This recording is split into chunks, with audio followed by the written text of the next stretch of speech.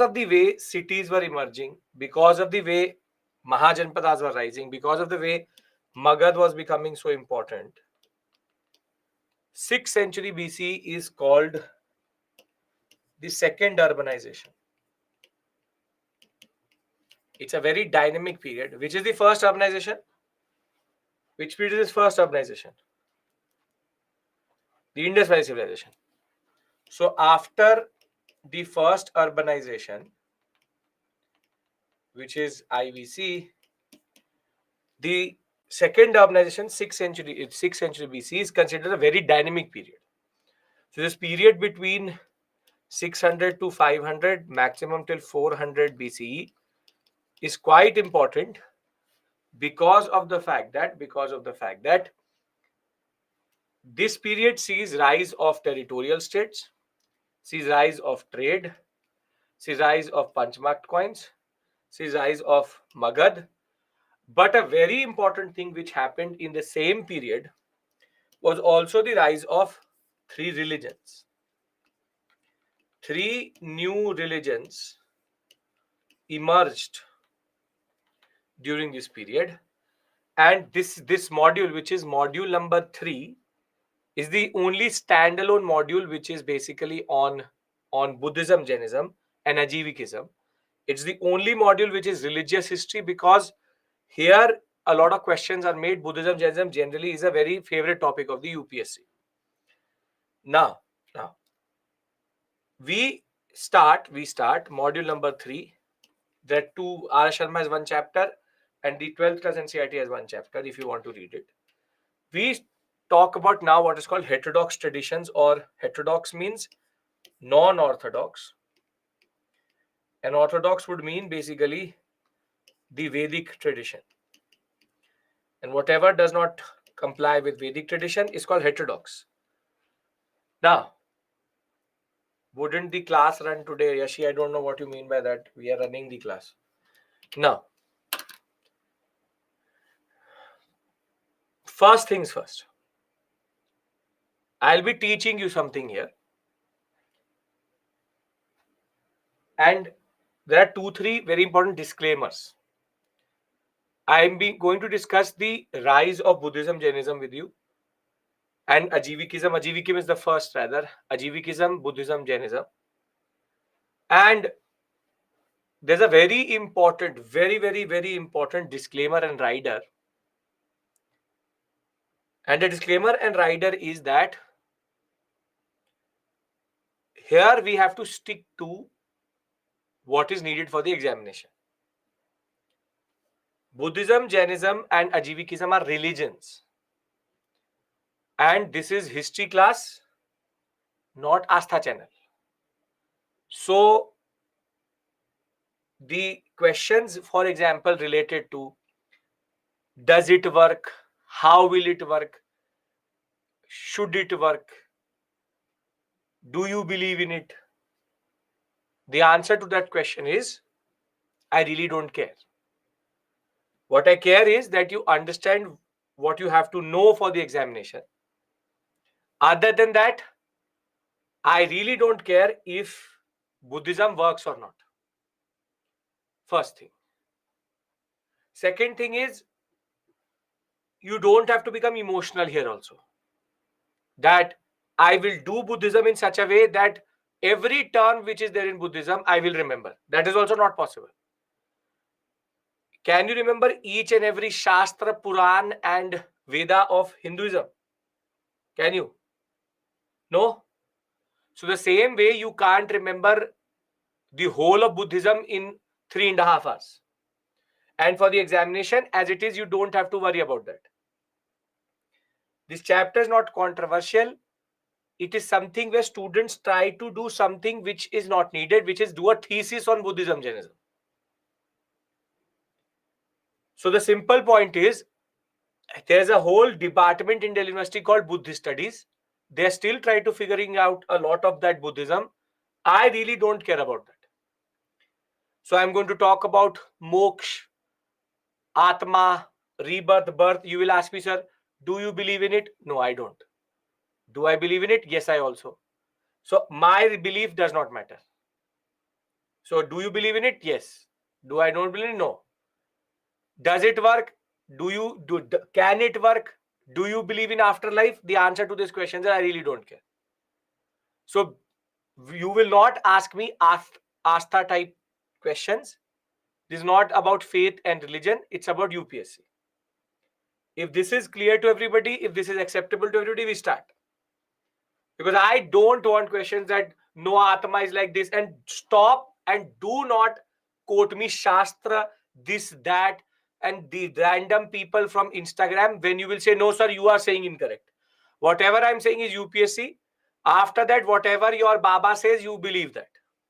Okay? Now, what we have to understand is the context.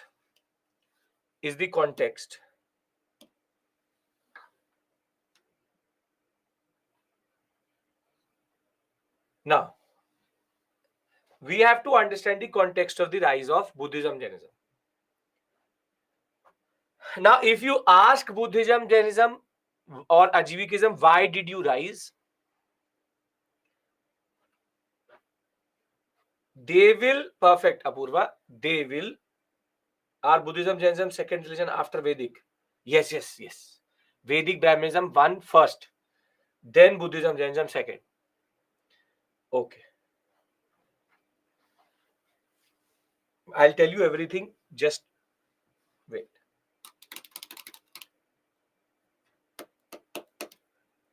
Ajivikism I hear is first. Sure, why not? Now, if you ask Buddhism, Jainism, they'll give you big fundas, which is materialism was going through. There was moral corruption. There was a need for a new religion. So their funda is actually based on certain morality and materialism idea. However, in order to understand the rise of Buddhism, Jainism, you have to understand Vedic Brahmanism correctly. Now, Vedic Brahmanism is based on the fourfold Varna system.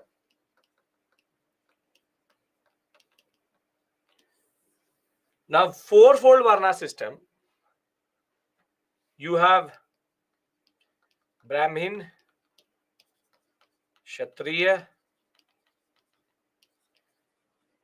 Vaishya, Shudra, and the concept is that they are rigid.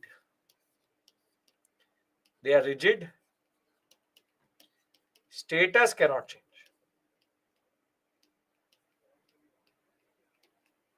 They're by birth. Now, the 6th century BC is the period of trade and commerce. A lot of wealth is generated here. Now, from trade and commerce, which Varna is going to become wealthy? Trade and commerce, which Varna is going to become wealthy? Vaishya. So, Vaishya community starts to become very wealthy, and lot of prosperity in this community.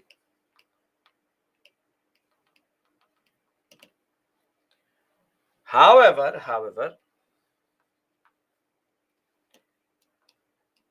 even if they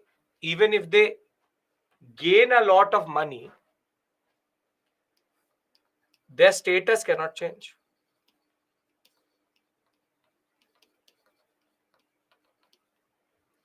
The status cannot change. So irrespective of the fact that there's a lot of money generated, they remain third. This is the first thing which is happening. This is the first thing which is happening. The second thing is with the Kshatriyas.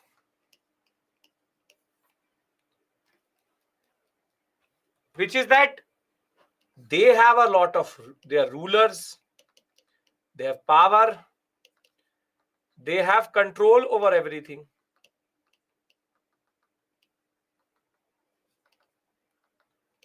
Rise of big states.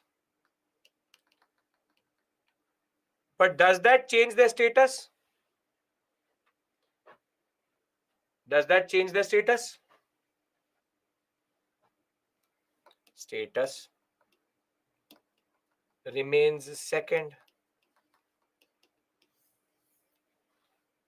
So there's a frustration which is building up. There's a frustration which is building up. And the frustration is that Vaishya community cannot change their status but have a lot of wealth.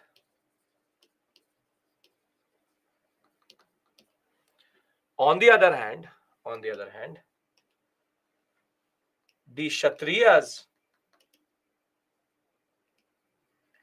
have a lot of power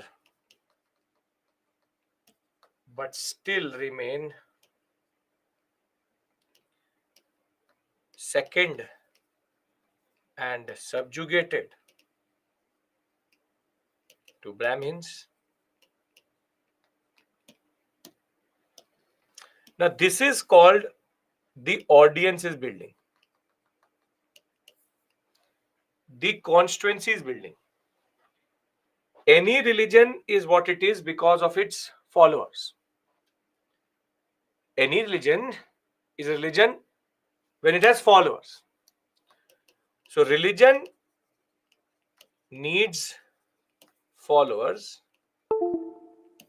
And there are two communities which are basically feeling more and more frustrated by the way the Brahmins dominate the Varna system and have to be given a status within society itself. So you have two communities which basically want some change, and the fact is that Vedic Brahmanism won't change the order or status of the Varnas irrespective of anything.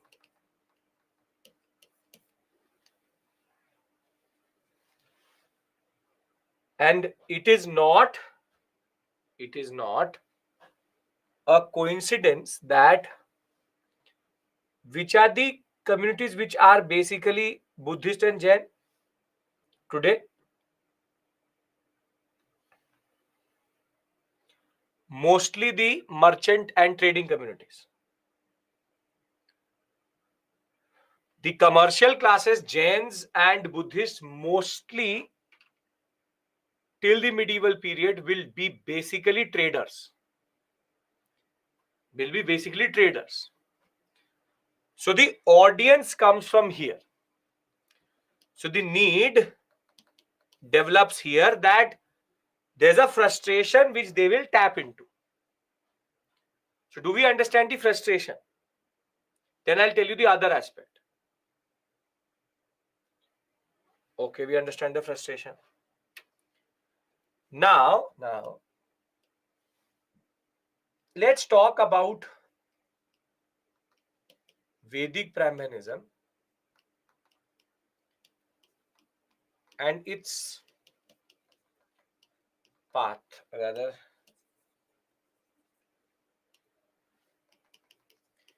and its path to moksha. Now here comes a word, but the king can control the Brahmin. Subjugation means to be under somebody. The Varna system is based on rigid first, second, third, fourth way concept. Vaishyas have a lot of money but still are third, and Kshatriyas have a lot of power but they're still second. I don't know how you understand Varna or not. A king can do a lot of things, but he will always be subordinated to the Brahmin when it comes to social status and ritual status. And therefore, very simply, the kings feel that they are so powerful. Why do they need to basically bow down to a Brahmin? And the Vaishya community believes that they have so much money, then why should be they call the third status? This is the frustration. Social status is the point here. Social status is the point here. Is Vedic Hinduism, Vedic Brahminism is early Hinduism, not Hinduism per se, but early Hinduism. I'm coming to what is moksha, if you allow me to do that. I have asked you, does this make sense? Some of you said it did not. Even somehow the king have somehow controlled Brahmins. Yes, sure. But when the yagna will happen, when the social status will happen, the Brahmin will be fed first. The Brahmin will be given the status first. So problem is you are very constitutional 2023. You don't understand how Varna system works. Very good thing, but it still exists. And Brahmin domination is something which is always there. So ask your parents, grandfather, grandparents about Varna. They will tell you properly what Varna means, which is that social status is social status. If a Brahmin walks, you can't walk in front of him. He is the first and the most important Varna in that regard. So leave it. Leave it. If you don't know it, good, you are not been exposed to it. So the simple point is every religion needs followers, and the audience for the new religions needed to be there. I can be Buddha, I can be Mahavira, but if nobody wants to follow me, I am a useless person. I have no religion or I have no power in that regard. Religion only survives on followers. Any religion has to have followers in that sense. So, Kshatriyas have political power, no status. Vaishyas have money, no status. Are we clear? Okay. Religion needs follower, question mark, yes. Start a religion, won't survive if there are no followers. Now, Vedic Brahmanism or early Hinduism also has a very peculiar way of what we call as moksha. Now, what is moksha? See, moksha is based on the concept of soul or atma, and the concept is very simple. You have a body, you also have a soul inside you. Now, the concept is this physical body is their first step to conversion into a religion. And I don't know, Anishika, where you have brought in conversion and all. No. Okay. So the concept is that you have a physical body. This is nashwar, or what we call as perishable. It will it will age, it will later become useless. So the concept is very simple, that how we change clothes, soul changes bodies. And therefore, the soul keeps on changing bodies, and this is called the cycle of birth and rebirth. The cycle of birth and rebirth. God gave, or God created the soul, and the soul thereafter keeps on changing bodies, and the soul is caught up in this endless cycle. Is caught up in this endless cycle. So you may have one life, but your soul has had multiple lives in that regard. Now the question is, the soul is trapped. It is trapped in a endless cycle of birth and rebirth, and therefore what we want is that the soul should be freed of the endless cycle of birth and rebirth. And that is basically called moksha. Salvation, sometimes called nirvana also.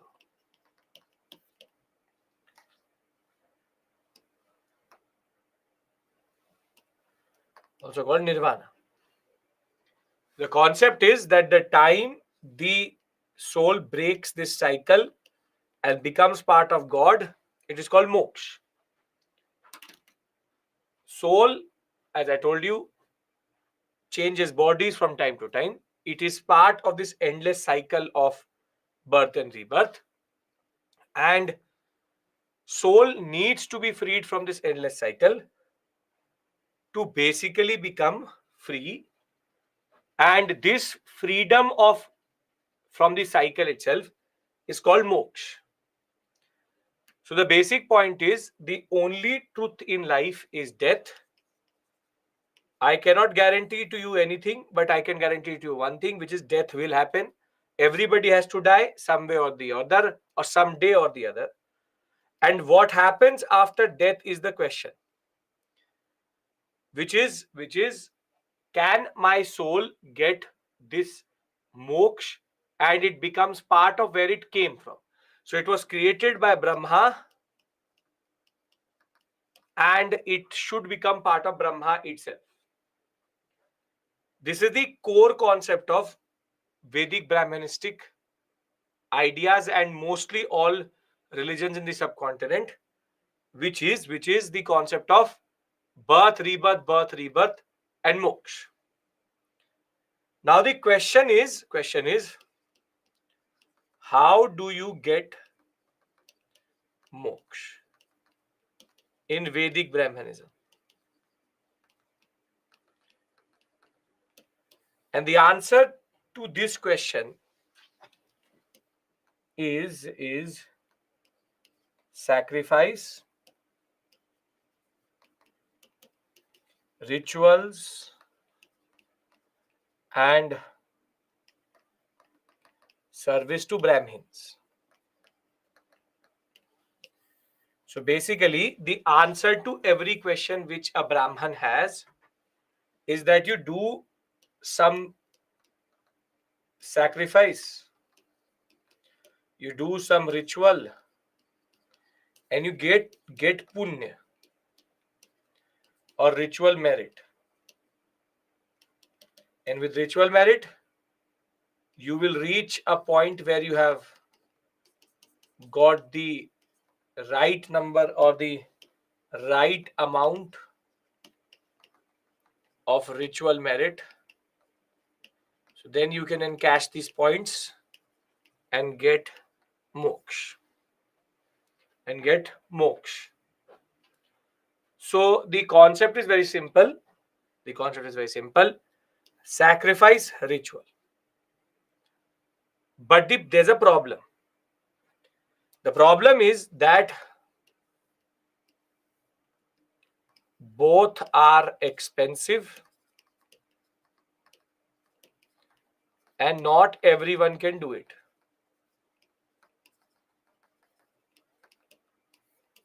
So there's one more frustration. Frustration with the obsession with rituals and sacrifices. The fact, rather, will not use the word obsession, the frustration with the centric nature or ritual centric nature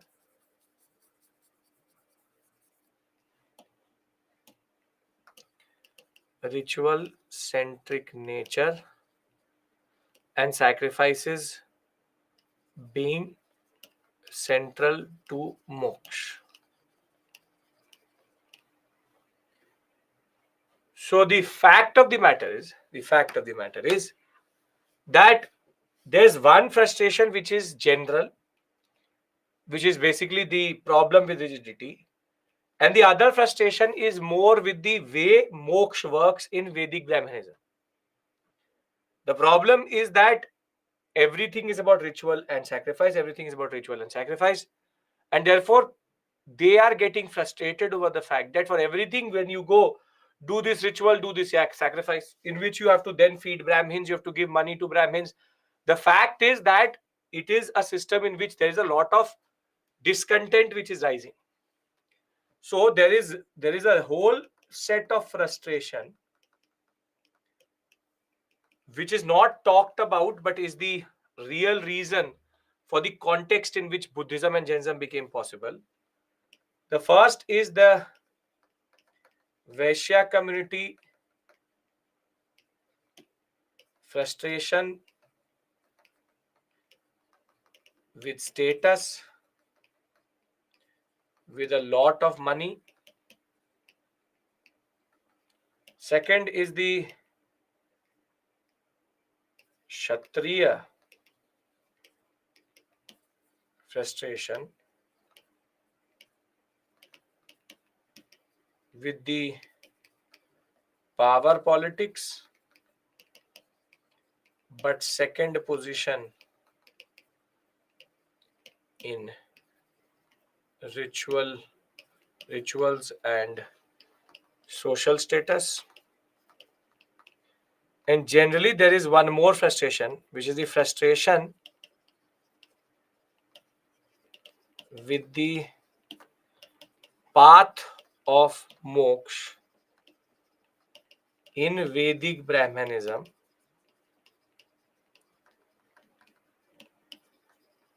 which is rituals and sacrifices. And thereafter, if I add the superficial definition, which is called materialism, moral degeneration, sorrow, death, poverty of 6th century BCE, you get the context for rise of Buddhism and Jainism. Ajivikism, Buddhism and Jainism. Does this make sense?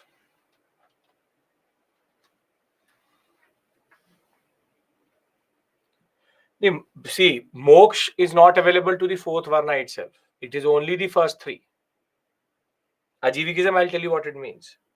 Understand one thing: Buddhism, Jainism absorb the conservatism of Vedic Brahmanism when it comes to Shudras.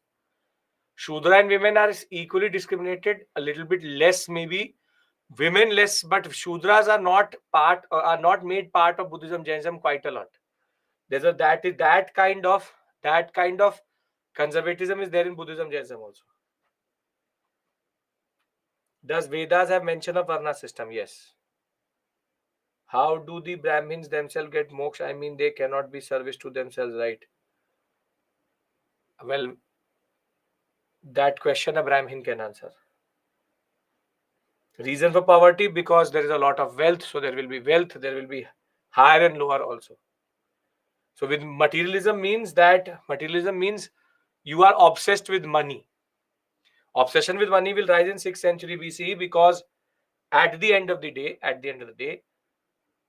the more money will be there, more wealth will be there, the more people will go into poverty and sorrow will be there. Does Jainism exist even today? Yes, it exists. Materialism was acknowledged by Kshatriyas and Vaishyas. Yes. Sorrow, death means kya? Sorrow meaning dukh, death means marna.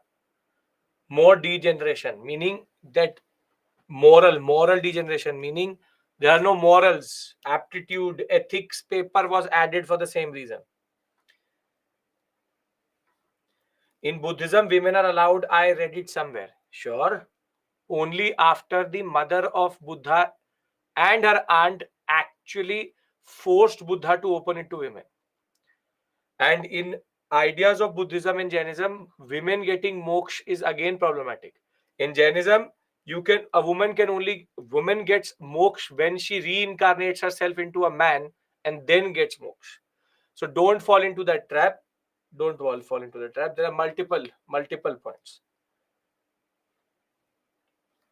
Now comes the emotional questions. Sir, in general, we can say Vedic Brahmanism force system was created by Brahmin only. Yes, after the reading of the Vedas. Varna system was by birth. Yes, 2 days later you're asking me this question. Kshatriya is second, Brahmin is first. Yes. Sir, which people are Jain Buddhist?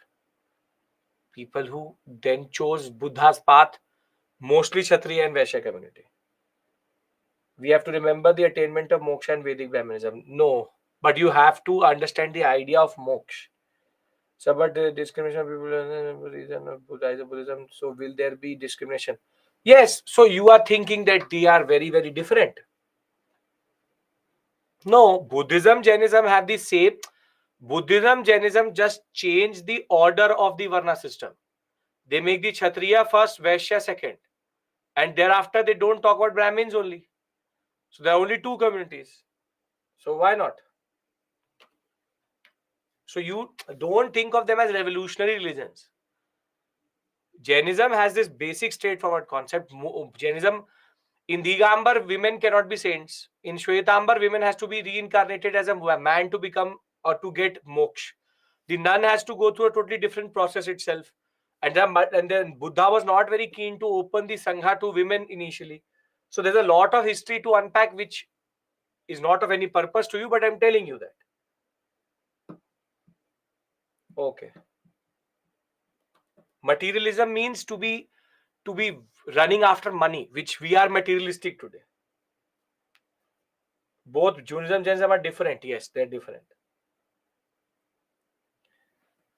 So Buddhism, Jainism are no, they are not branches of Hinduism.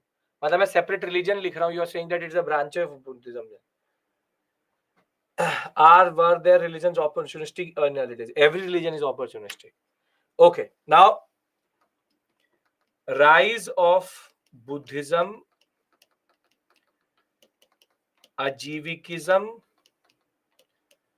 Jainism, all of them have to be based on the socio-economic context of the 6th century BCE. Now, please understand this point. Nobody is asking you this. I have told you this because in books you will find this. Rise of mercantile class, orthodox Brahmanical tradition, Varna identity was getting crystallized. Materialism was the reason why new social outlook was used. Nobody is asking you the context. I am telling you the context because I want to tell you that it's not randomly that Buddhism, Jainism rise. Buddhism, Jainism rise because there is a constituency in the Vaishyas and the Kshatriyas. Both of them are literally frustrated by the way they have social status, and second, they are asked to do expensive one after the other rituals. So very simply, the Vaishya community and the Kshatriya community were looking for a new social outlook. That is the only point I'm trying to say. If you understand it, very good. This decoding you will not get in books. I'm telling you automatically. This is what is the point, which is frustration. When you will ask Buddhism, Jainism, they will give you this idea of materialism, that people were getting frustrated with materialism, with the ideas of money. They were in dukh. They were not having any happiness. Therefore, they went into. This is not the reason. There are further two more sets of reasons which are there, which is frustration with Vedic Brahmanism. And therefore, that becomes the context for rise of Ajivikism, which is the first heterodox sect. And thereafter, we'll talk about Buddhism, Jainism. What is this Buddhism, Jainism? That is what I have to teach you also. So, are we clear about the context? Already 45 minutes discussion, all to create context for you. This is not part of your, this is a academic level knowledge I'm giving you.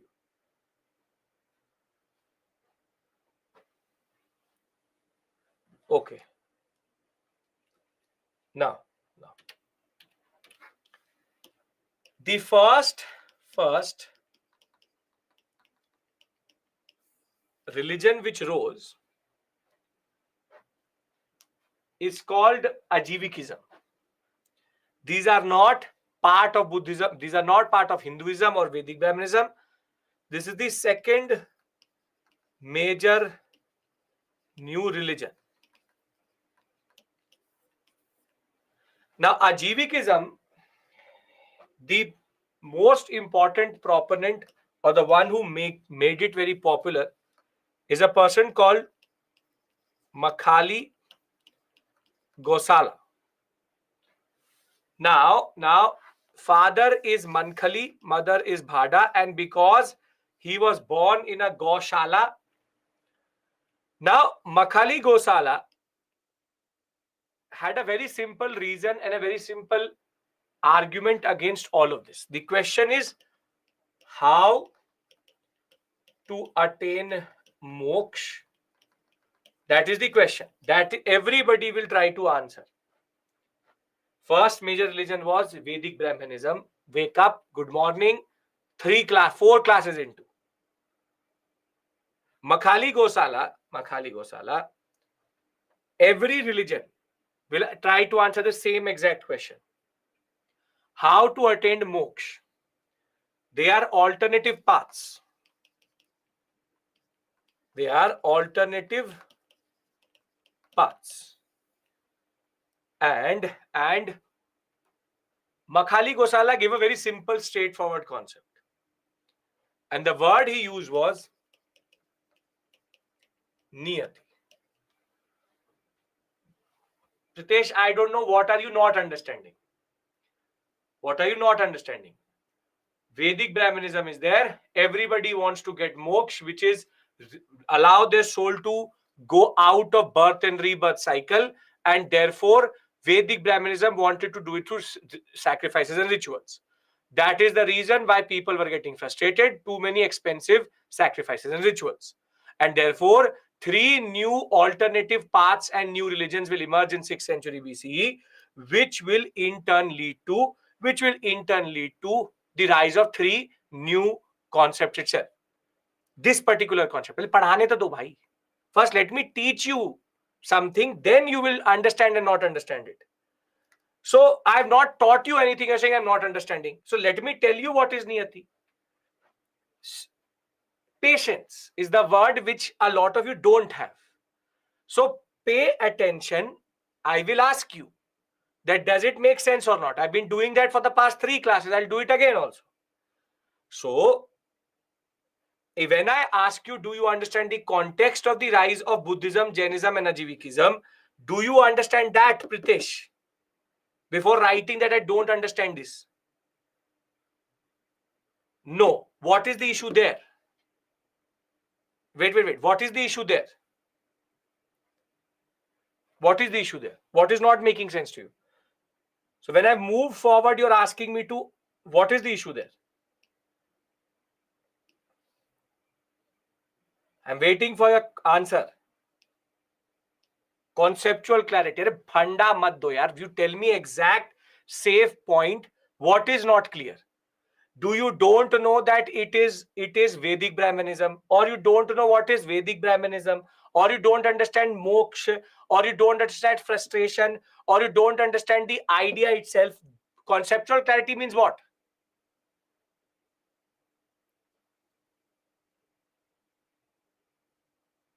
Three points I've made. I'll repeat it, and that is the level of patience I have.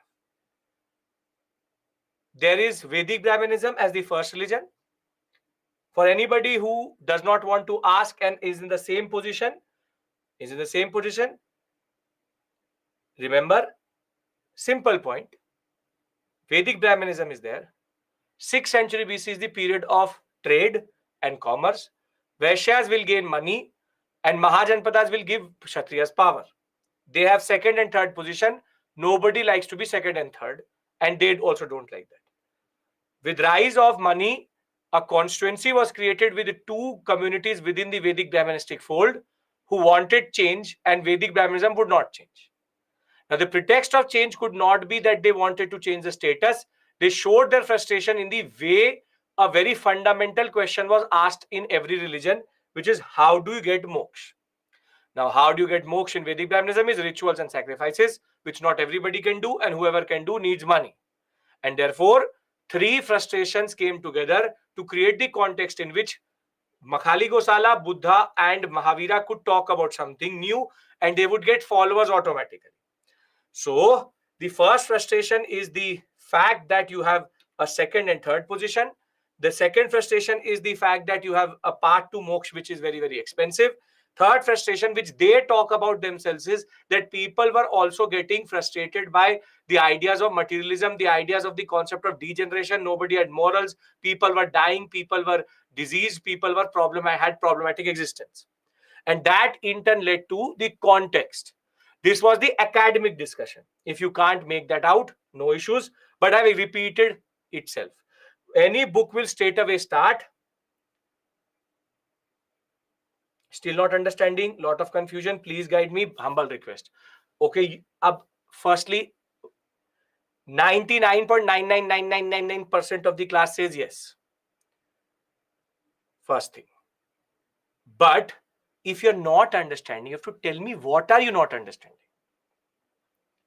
Pritesh, everybody had to do that. Don't give me that line, because then if I get actually angry, then there will be a problem. I'm still showing patience. You tell me what are you not understanding. Is this your first class?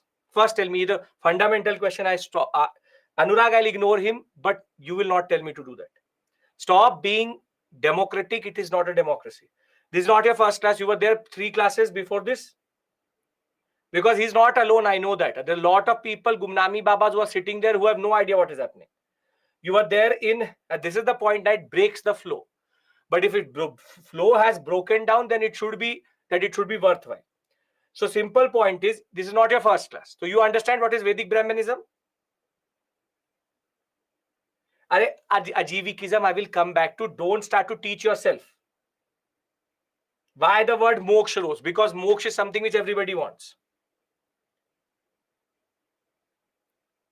Please use the word Lord before Buddha and Mahavira. Lord Ashe, I will do that. Meri कोई बात नहीं. Perfect. I told you people will become emotional. I told you people will become emotional. Emotional and useless question. That is what is coming. Pritesh, I am giving you another opportunity to tell me what is not making sense, because I've already broken the flow. Please solve my problem. What is the problem? You are telling me microwave is not working, but what part is not working?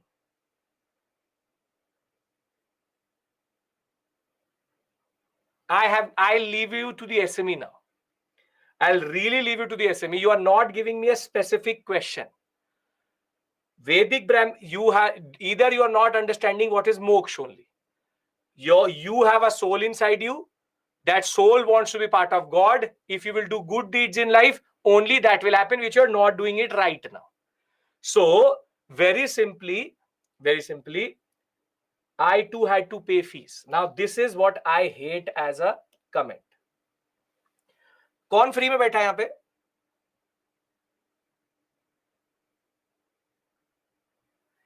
अब I'm actually not going to, Pritesh, literally I'm going to ignore you. I'm asking you to tell me the problem. You are not doing that. So bad manners, ignore. Everybody here is sitting here after giving a fees only. So don't you dare or anybody use this line. So I'll ignore this. We'll move forward. Okay.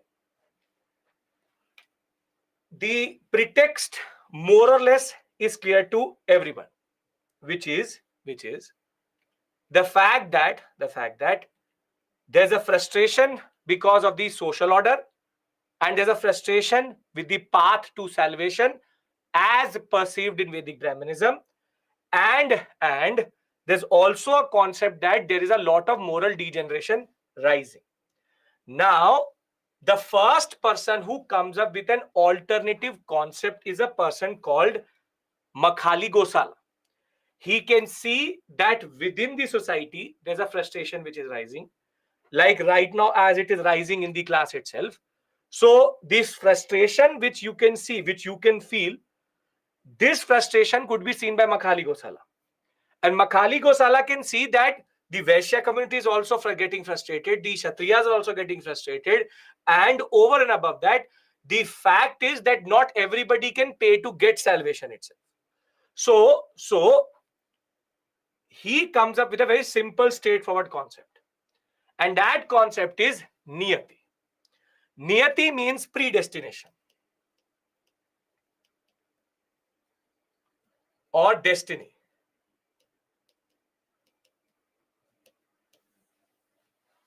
What Makhali Gosala says is that no human action has any consequence.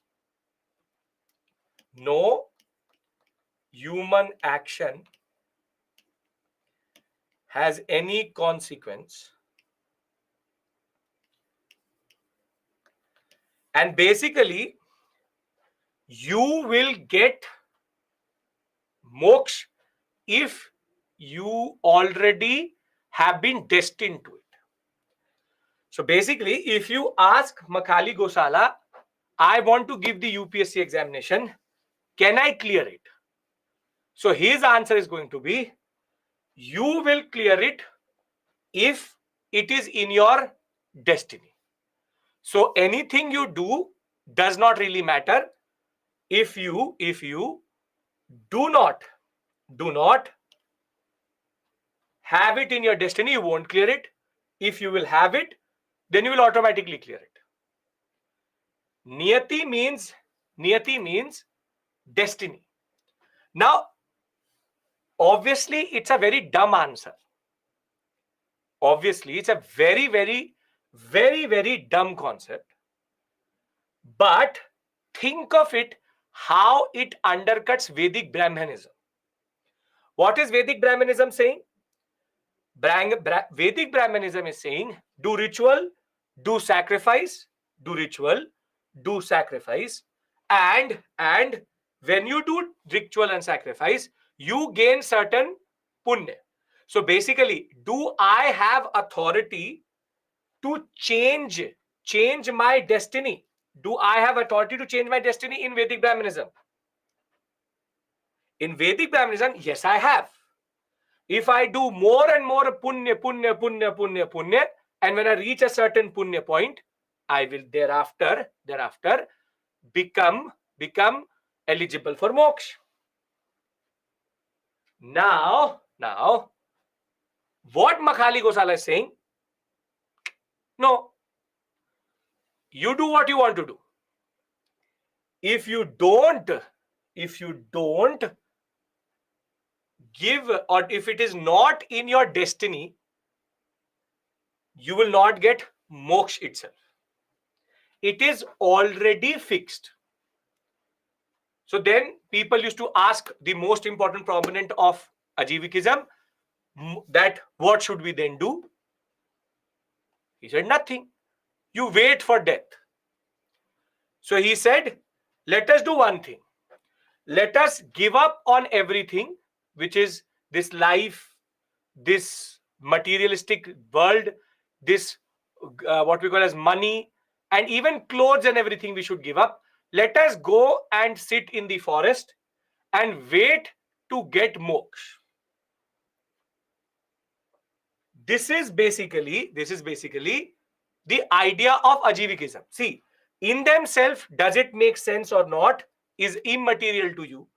But in the examination, if you see the word, the central belief is that absolutely everything is predetermined by fate or niyati, and hence human action has no consequence one way or the other. Ajivikism or Ajiviks were no clothes, lived in as ascetic monks in organized groups, and the two very important people were Ajiviks, Bindusara and Ashoka himself initially.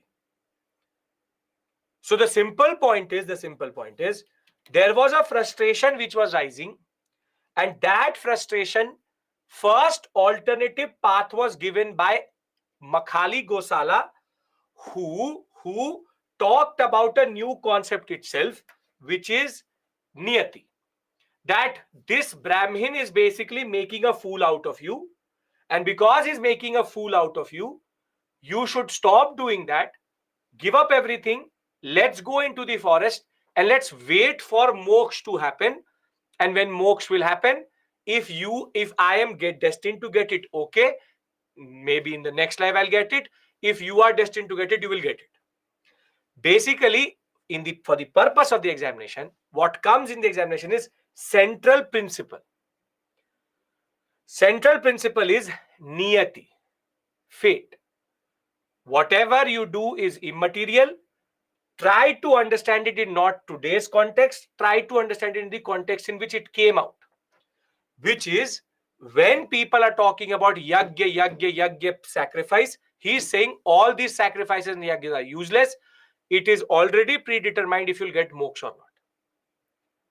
Does this make sense? Ajivikism is the first religion to emerge after Vedic Brahmanism, still exists in certain pockets of India, but is not very popular right now. But life itself a journey of gratitude, and why wait for salvation? You look at it like that, but there's an obsession with moksha right now. You want to look at it like that, sure, but their obsession is what happens after death. What happens after death, which is I want my soul to get moksha. That is the most important thing which I want to do, which is that my consciousness gets a certain type of salvation, and that salvation is when it becomes part of something it came out of. Okay. You have heard about Ajiviks for the first time, but they are actually the first to emerge even before Buddhism, Jainism. Simple point is, karma has no consequence. Niyati will give you automatically moksha. So rather, why waste time? Sit.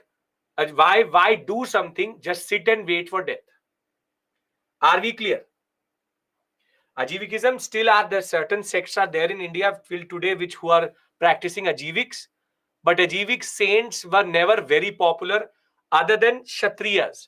I'll tell you why Kshatriyas are why Bindusara and Ashoka basically used Ajivikism very well initially in his rule. I'll tell you that.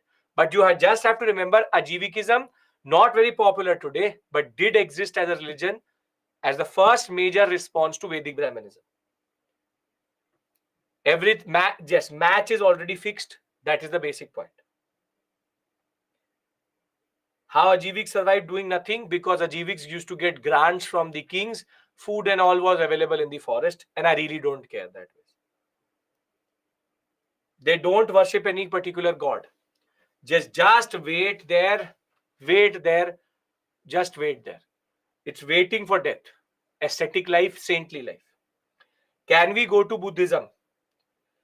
We started with the first thing, context. Why would there be a need for new alternative paths? We understood two frustrations, one with social order, second with the path itself. And we've discussed the first major response, which is Ajivikism as the first major religion to rise at this point of time, which was quite common at that point of time. Vedic Brahmanism is today's Hinduism, but it's an early form. Hinduism, what you today call is called Puranic Hinduism, that will come in the Gupta period. They would have died early, this and that. I really don't care. How it works for the Ajiviks is not of no purpose to me. I really don't care if they get it or not. The simple point is they are the first response to the frustration building up in the society in 6th century BC. Now I'm going to move to Buddhism, because that is the most important area from which at least once a year, every year, if not alternatively, one or two questions always come. So we have to discuss Buddhism. That is our core concept.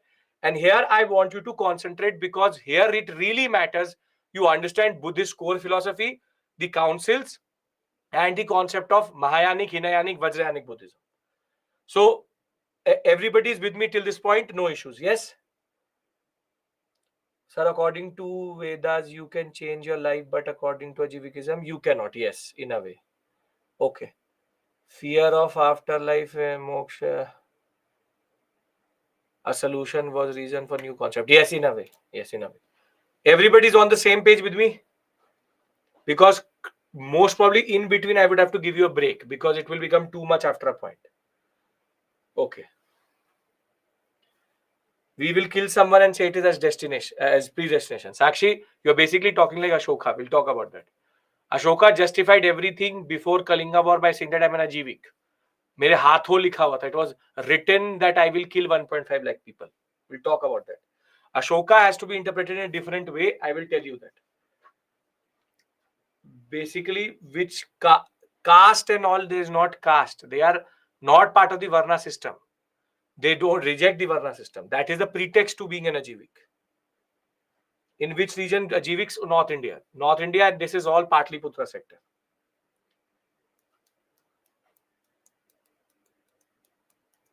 Ajivikism is practical. It's not about practical. It's about how you undercut something. You saw the episode which happened in class right now.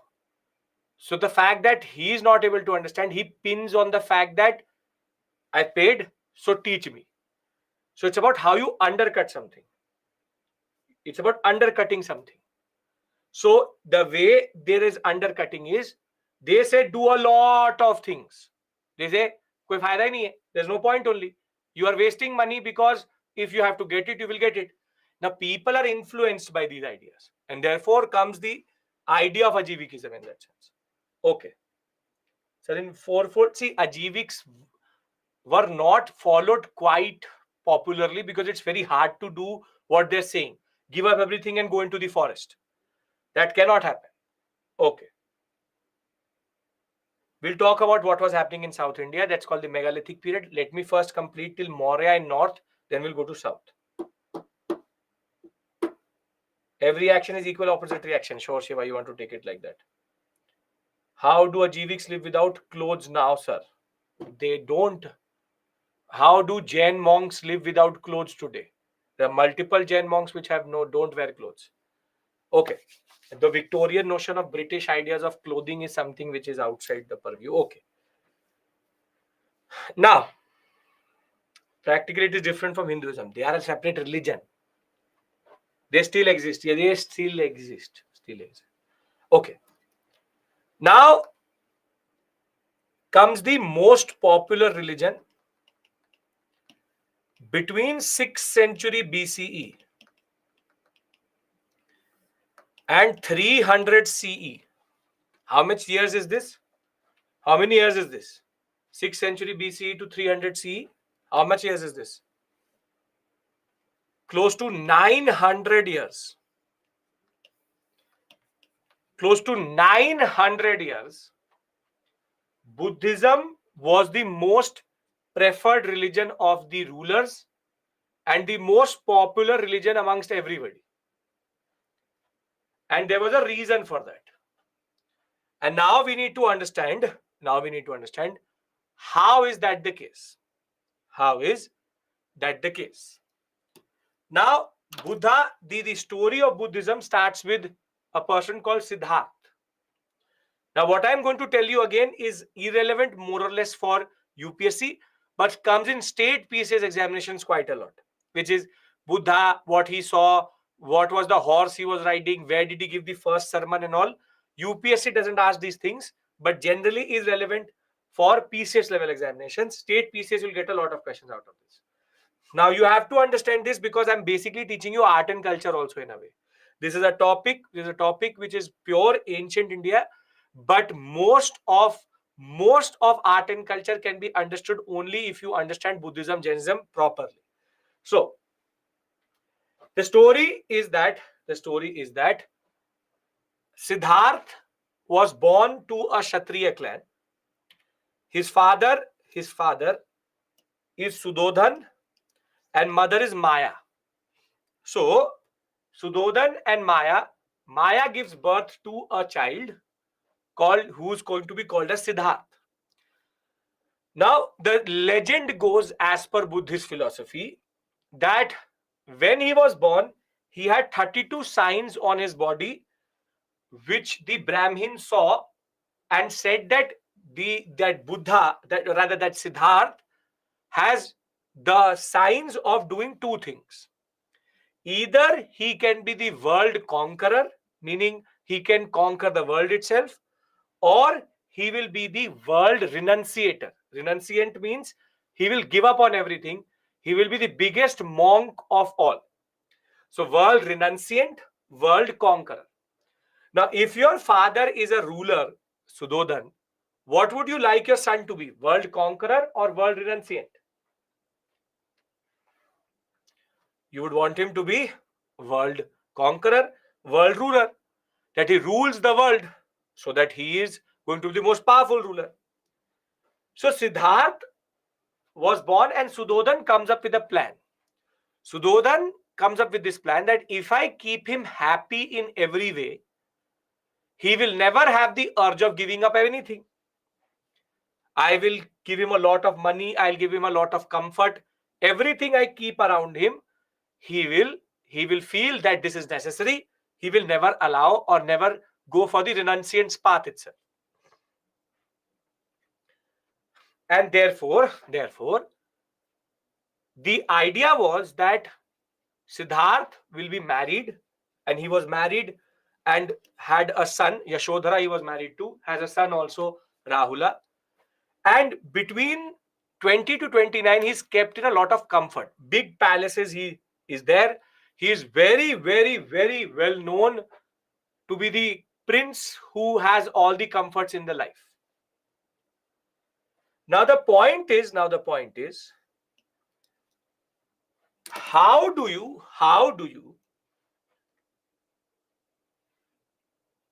change your destiny is not based by the things around you.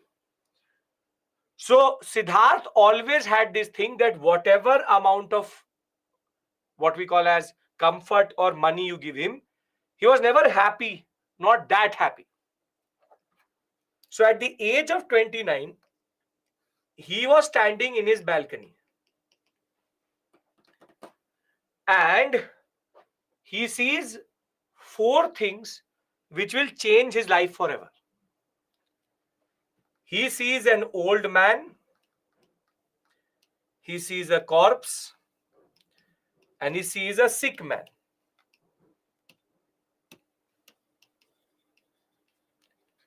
Sick man means diseased.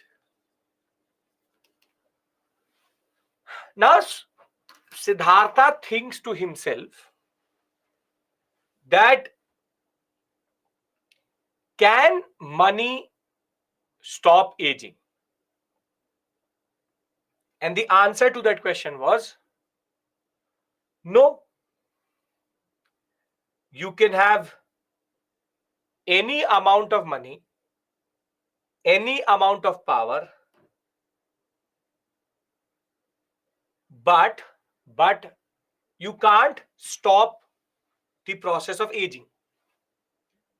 You can do as much plastic surgery as you want.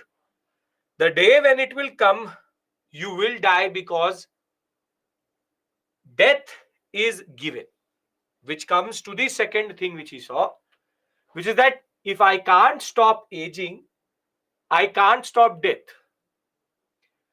Death will happen for sure. You can be the prime minister, you can be the president, you can be the prime minister of America, you can be anybody and everybody, but you will die for sure. Aging is something which will happen. All your life you will run after things, but by the time your time will come, you cannot take anything with you. Death is the only truth of life which is given and is an unending, unquestionable truth.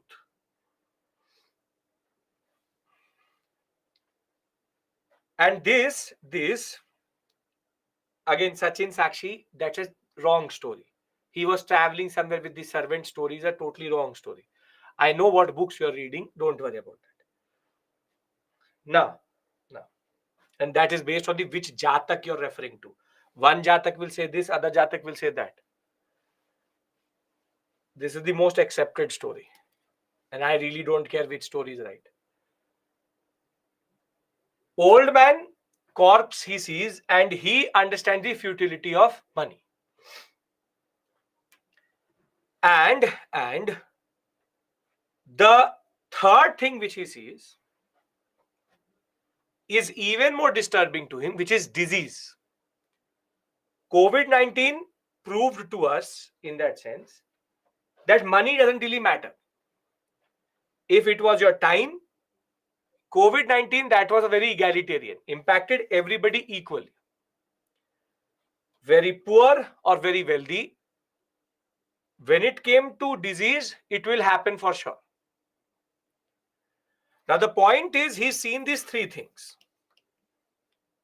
And now, the fact is, Siddharth is literally disillusioned by money because money can't stop the three ultimate truths of life. Disease will hit you, corpse will be there, and you will die for sure, and old aging cannot be stopped. Now, the answer to this question was the fourth thing which he saw, which was a monk. He said that if death is what we await, then what is the point of money? Rather, I should make sure my death, the soul gets the last death as it is, that it does not have to be reborn. So legend goes that at the age of 29, after looking at these three things and a band of 5 monks, Buddha will jump off the balcony to his horse called Kanthanka, and whilst riding Kanthanka, he will go and join the monks, 5 wandering monks. This is the moment in which Buddha turned out to be the world renunciant and not the world conqueror.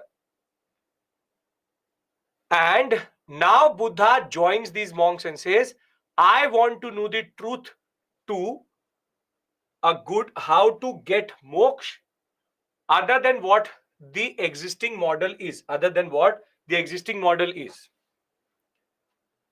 Now, the monks say that you have to meditate with us, and you have to meditate and you have to give up on everything. But one of the most important conditions which these monks put in was meditation has to happen without food. You have to give up on food, fasting. And meditation needs to happen in the forest. All 5 we will meditate, and there needs to be giving up of a lot of things, which includes all your worldly pleasures, all your desires, and even food in that regard. Now the legend again goes is that Buddha wandered with these people for close to a year, but he was never able to concentrate whilst meditating. And therefore, what is believed that while sitting under a peepal tree, one day across the river he saw a lady, and that lady is called Sujata. Now Sujata thought that Buddha is a monk, so she should offer something to him, and she will make kheer, rice and milk sweetened dessert, and she will pass the kheer through the river and give it to Buddha. Now it is believed that Buddha ate that kheer. But as soon as he ate that kheer, the other 5 monks said, you are not a serious aspirant. You will never get the truth. So these five monks will leave him. So the group study did not work out very well because the candidate was not serious. He did something which he should not have done. So Buddha was then left behind by these 5 people, and now having eaten the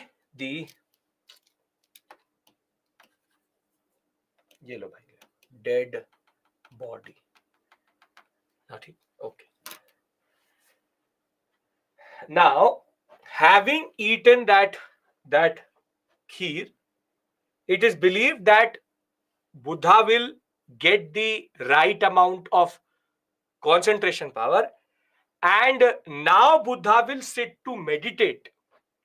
And when he will meditate, he will attain enlightenment. Enlightenment is basically the moment in which he gets to know about the ultimate truth. And the truth he got to know, the truth he got to know is called the Ashtanga Marg. He got to know about the Atriya Sachais, the four noble truths, and the way to come out of it, which is called the Ashtanga Marga, which is eightfold path. It is believed that the same 5 aspirants who had left him, saying that you are not a serious aspirant, the first sermon was given by Buddha to the same 5 people under the Bodhi tree at Sarnath, and that moment is called a very enlightening moment in the history of Buddhism. That is called the movement of Dharma Chakra Parivartana.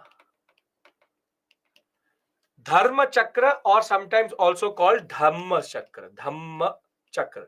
Now, Dhamma and Dharma are the same thing. This is a Sanskrit word. This is a Prakrit word. So it's called Dhamma Chakra Parivartana or Dharma Chakra Parivartana. And this is represented in Buddhist religion as the chakra, which we use today in the Indian emblem, and what is called the Ashokan Chakra. Ashokan Chakra is actually nothing but the Dharma Chakra Parivartana, the turning of the wheel of Dharma, that the enlightened one was born. Siddharth, 29th, old man, sick man, corpse, renunciant, left his out on Kanthanka, wandered for 6 years seeking truth. Under people tree, gets enlightenment, gives his first sermon. Sermon means teaching, which is at Sarnath. This moment is called the moment of turning of wheel of Dhamma or Dharma, Dharma Chakra Parivartan. And between this point and his death at Kusinagar, Buddha will propagate what is called as the Atriya Sachais and the Ashtang Marg, which I will tell you. What is this Ashtang Marg? I will tell you that. Dhamma is a Prakrit word. Dharma is a Sanskrit word. This makes sense. If it doesn't, really doesn't matter. How he got enlightenment is immaterial. But how to consider the death age, sir? We have text telling us that he died at the age of 80. Are we clear about the basic story of Buddha getting enlightenment? Sujata is considered important because she is the one who gave the nourishment for him to get enlightenment. If the story is clear, very good. If it isn't, it is totally immaterial to you. UPSC will never ask you a question out of this area. Okay. What does Dharma Chakra Parivartan mean? Dharma Chakra Parivartan, meaning turning of the wheel of Dharma, which is Buddha was born. Buddha means enlightened one. So the moment Siddharth becomes Buddha, Dharma Chakra Parivartan. The moment you will become from aspirant to IS officer, Dharma Chakra Parivartan. That is what is there. Sarman means teaching. Okay. Now, what does chakra represent? Chakra represents wheel. Wheel represents movement. Movement represents movement. Right? Okay. In this month, we will complete medieval history. Sure? Bhagwan ne chaha to pakka. That is totally on how we go about it. But 14 classes, I will finish ancient medieval. Totally different issue. No issues. Dharma means duty. Yes. Okay. How is Sujata related to enlightenment of Buddha? Because she gave the kheer what he ate and then got enlightenment. Okay. Is Buddhism, Jainism on the origin of Kshatriya Vaishyas? Buddha and Mahavira both were Kshatriyas. Okay. Now, नियति में होगा तो syllabus खत्म हो जाएगा. Don't worry. Okay. Now, there are certain words which are related to Buddhism. First is called the Tri Ratan. Teen Ratan. Three Ratnas. Now, three Ratans. Buddha is one, obviously. Think of it like three pillars.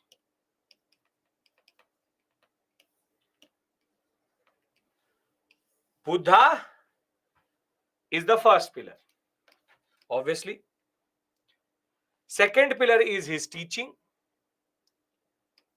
So that is also okay. His teaching, which is Dhamma. And the last pillar is what is left behind by Buddha, which is called the Sangha. Sangha means monastic order, or basically the institutionalized form of monks, which is the monks are left. Buddha went after age of 80.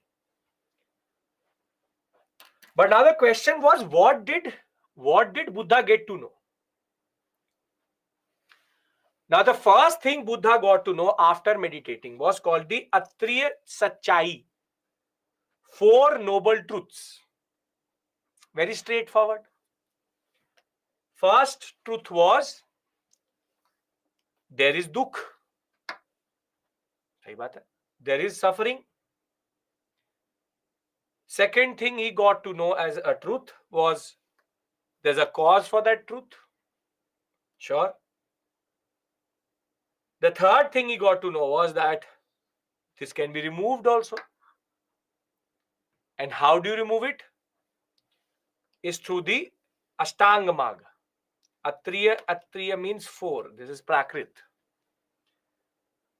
It's Prakrit. Just learn the basic terms. It can come in the examination. 3 Ratnas is Buddha, Buddha's teaching, and Sangha. And the 4 noble truths, not very groundbreaking today, which is that there is dukh. Dukh has a cause. Cause can be removed. And how do you remove it? Is the Ashtanga Marga. Now, what is this eightfold path? What is the path to salvation in or moksha in Vedic Brahmanism?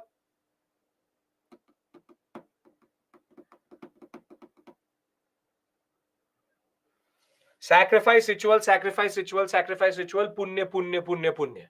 You have to go to a Brahmin. Do something. Punya counter increases. Punya counter keeps on increases. Increases. Money. Now, this is the Ashtanga Marga.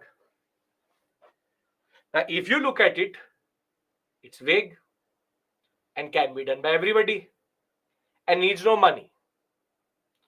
See, first is called visa.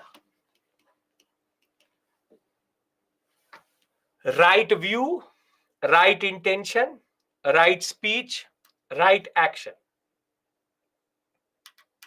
Meaning, right here means good.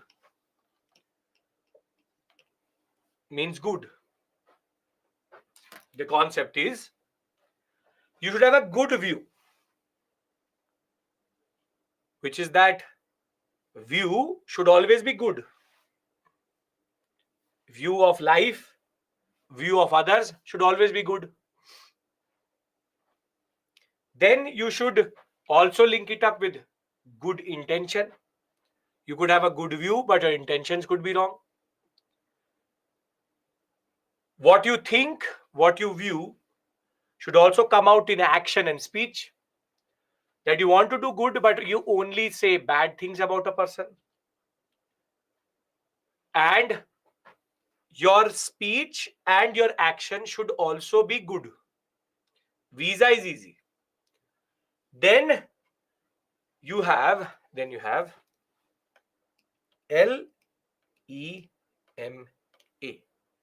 or we not keep it as MA, LEMM. What is the difference between view and intention? I'm looking at you. I could have a different intention. Intention is inside you. View is how you look at others. Though there is no basic difference, doesn't matter. Samadhi, I don't want to use the word samadhi. Okay, then What does right livelihood mean?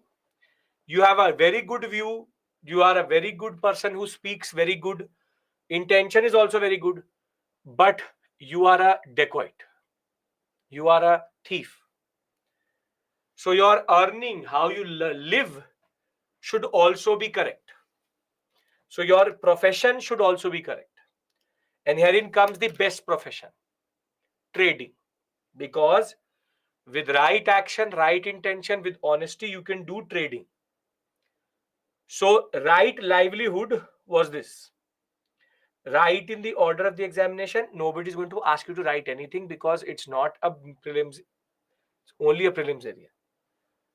Now comes, if you want to learn it, sure. If you don't want to learn it, totally your call. Don't have to learn it. Visa LEMS, if you can remember, okay.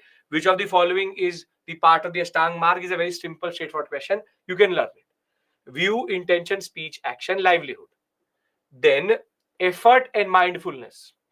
Effort means a lot of you do this. You have the right intention, you have the right view, you have the right action, you have everything right, but your effort is in the wrong direction. Which is that you rather than clearing the examination, you want to become a constitutional lawyer, a historian, an economist, an international relations specialist. You want to solve India, Pakistan also, India, China also. So that is wrong effort, because nobody really cares what you think, and as it is, you will not be able to do anything.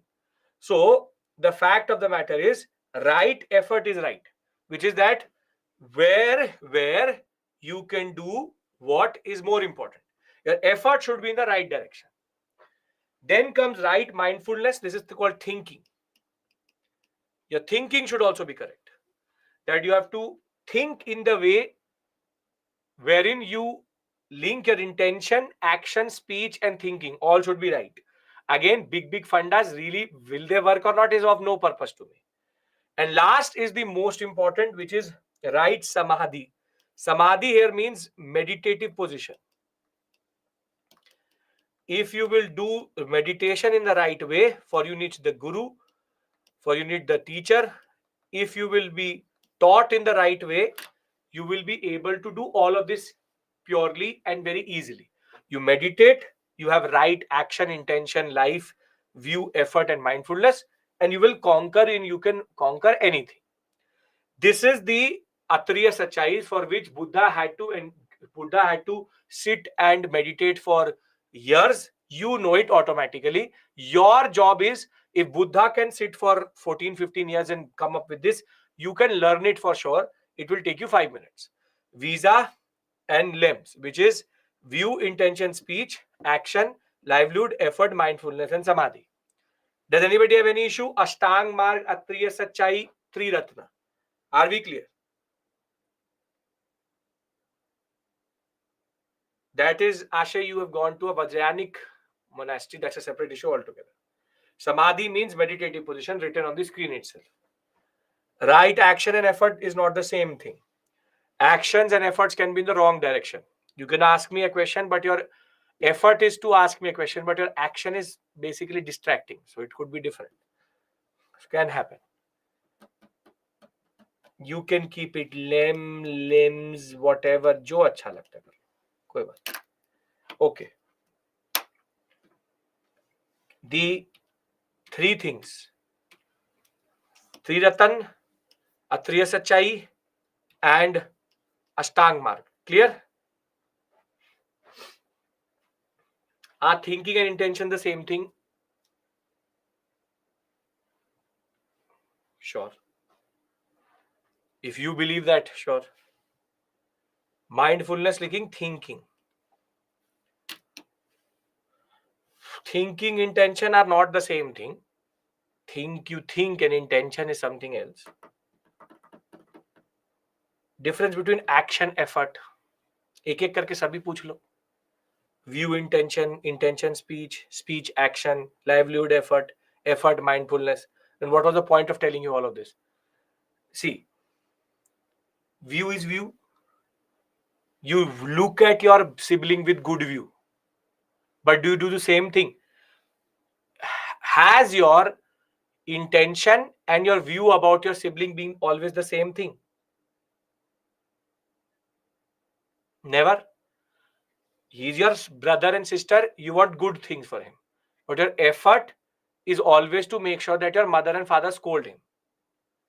So that is called the difference between intention, effort, and view. So, yes, sochana irada, yes, that way, that way. So, very simply, these are, if you actually think about it, there are very subtle differences between each one of them. Okay, why did Buddha oppose Brahmins?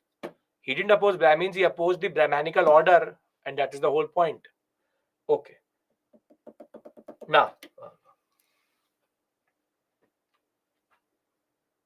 why did these ideas evolve near Ganga Yamuna Doab always?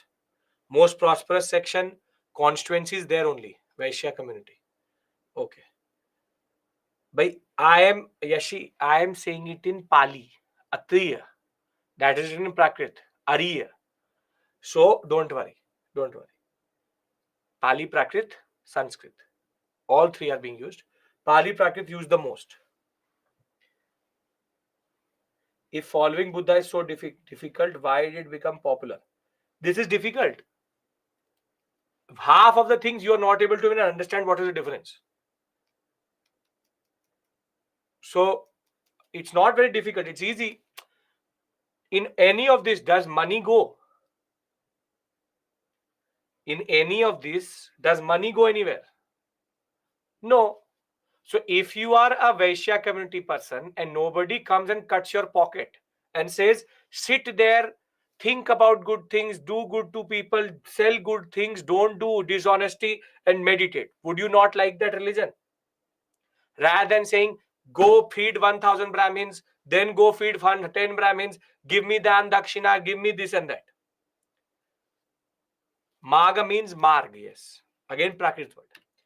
Now, before I give you a break, there are certain words which you need to know about Buddhism.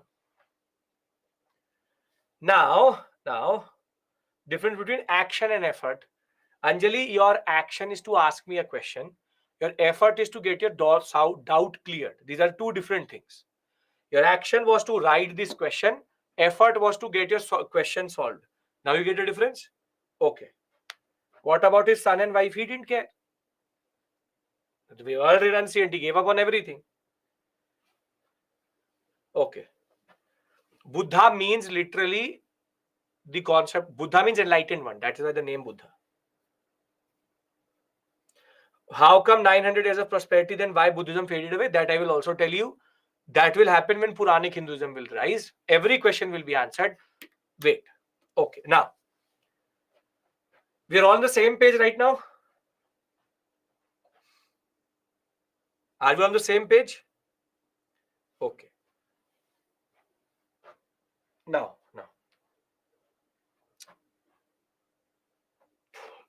These terms are very common in the examination. And there is no end to Buddhist words. Because there's a whole religion around it. So obviously there's no end to a Buddhist word. You have to remember these words generally other than any other word which you will find in any random book. First set is easy because you already know it, which is the Arya Sachais, the Atriya Sachais, which is the four noble truths.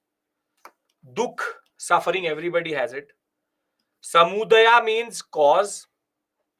And Astang Maga or Marg, eightfold path. This is four basic things which I've already taught you. Now, the moment which type of question can come in context of Buddhist history, what does this term mean? I'll show you questions. Stop being a utilitarian, listen to me. Now, as it is, I will never teach you anything which does not make sense or is unnecessary. Now, the moment a student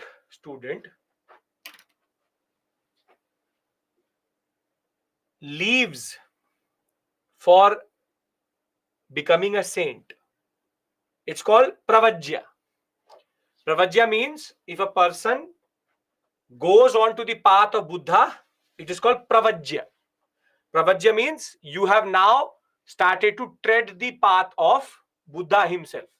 Meaning when you give up give up on home, it is called pravajya. Then 3 words which are related to each other, and then 2 words which are the most confusing. Upasak, upasika, arhat. Now, listen to me. When you go on YouTube, every video which you see, do you subscribe to that channel? No. So basically, what you are at that moment, you are a arhat. You watch the content, but you did not subscribe to that channel. Same way, arhat is a layman follower who knows the Atriya Sachai, the Ashtang Marg, but does not and has not become a Buddhist himself. Basically, we all are arhats. In this moment, at 6:42, we all are arhats. We all are arhats because we know the Ashtang Marga, but we don't convert to Buddhism, or we are not Buddhist. So we have heard the doctrine, liked it, not like it, that's a separate issue altogether. But we heard the doctrine. By knowing about the doctrine, we become arhat. Now, if you like the content of the channel, you subscribe to it. As soon as you subscribe to it, a male subscriber is called upasak, a female subscriber is called upasika. So the difference between upasak, upasika and arhat is just a person who was passing by. He heard Buddha, he liked it, he went. Upasak, upasika is they heard Buddha, they said, okay, makes sense, good guy, and they went and said, we also want to be Buddhists. So you can be 4 levels: monk, upasaka or upasika, and you can be arhat.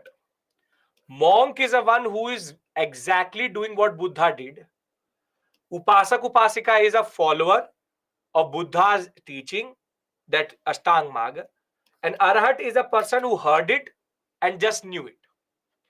The moment you turn from an arhat, the moment you turn from an upasak to monk, it's called pravajya. It's called pravajya. Herein comes pravajya. As soon as you shift to upasak to upasika, you become a pravajya. That moment is called pravajya. That I left the life of a upasak and now become a upasika. Monks could be female, but not initially. After a lot of convincing by Buddha, it became something which is that his mother and aunt convinced him to allow women to become part of the Sangha. Now comes the 2 words which basically kills most of the students, and this will remain an issue till more or less you're alive, which is nirvana, nibbana, and parinibbana.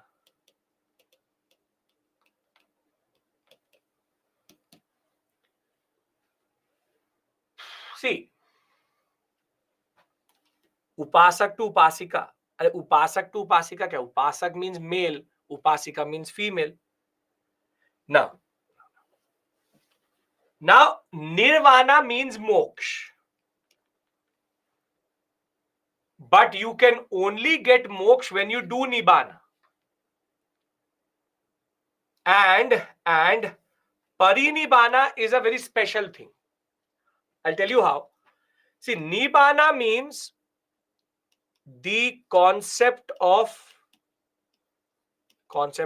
death, which is dying out. But this means physical act of death also, and the symbolic concept, which is death or dying out of desire. Basically, you can say that I have attained nibbana, but you are standing there.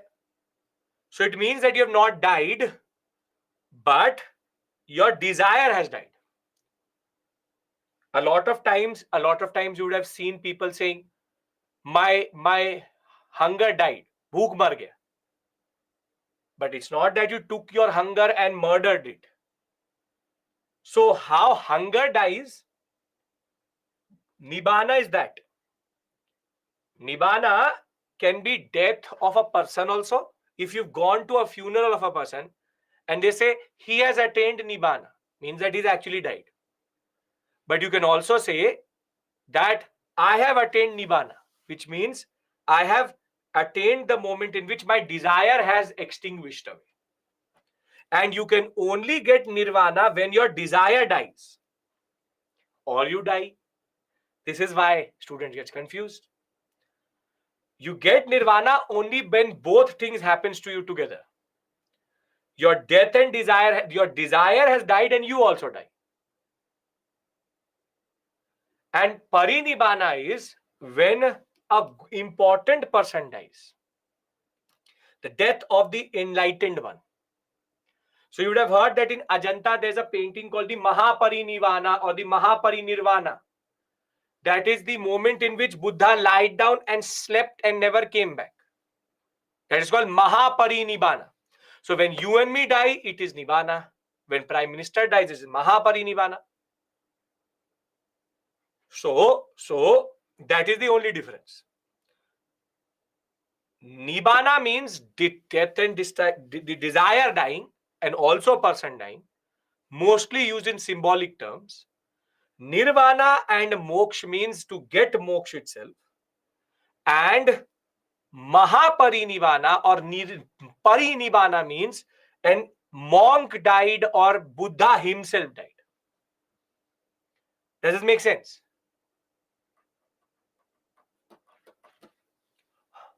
You have Upasak, Upasika, Arhat, two types of follower, layman follower, proper follower. Pravajya, when you become from a follower to a monk. Nibbana means, or Vimukha means, Vimuti means, or Arhata means that your extinction of the desire has gone. And also you die maybe. And Parinibbana means when the enlightened one dies. Parinibbana, Mahaparinibbana.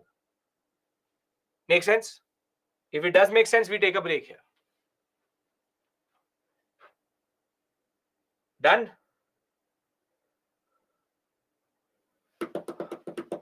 आ गया question. Nibbana or Nirvana same? No. Nibbana is necessary for Nirvana. If you will, and I know how you're saying it, you're Googling it. When you will Google it, I'll tell you already. When you will Google it, it will say Nirvana bracket Prakrit Nibbana.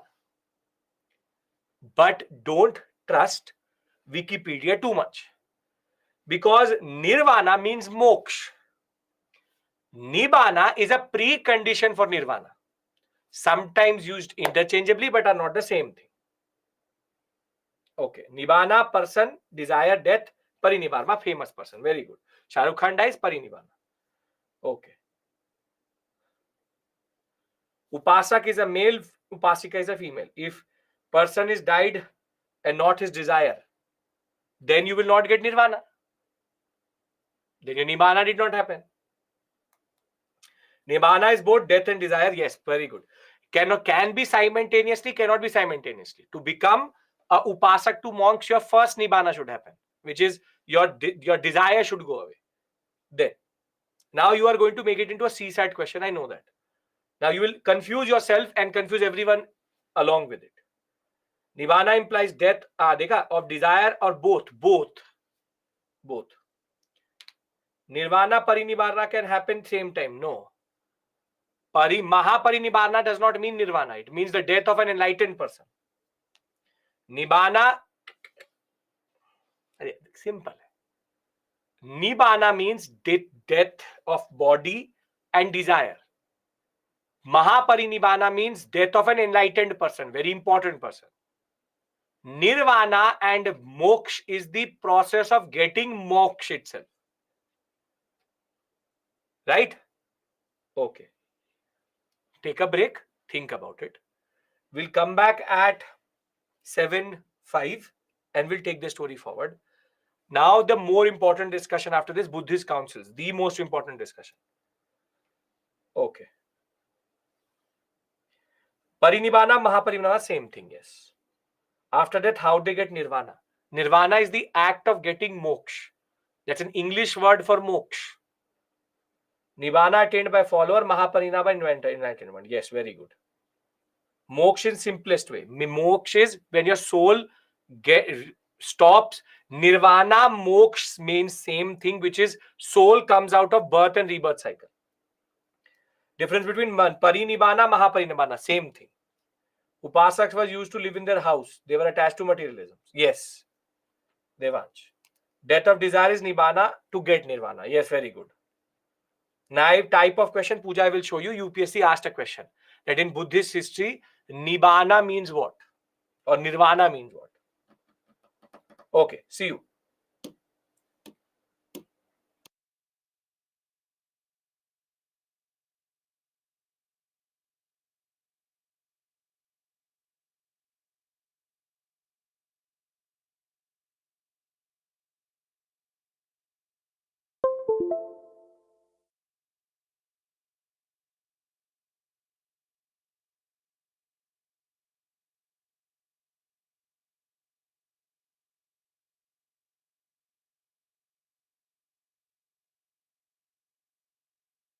Where the questions actually come from and is the more fertile area is the concept of 4 Buddhist councils and the difference between Mahayanic, Hinayanic and Vajrayanic Buddhism.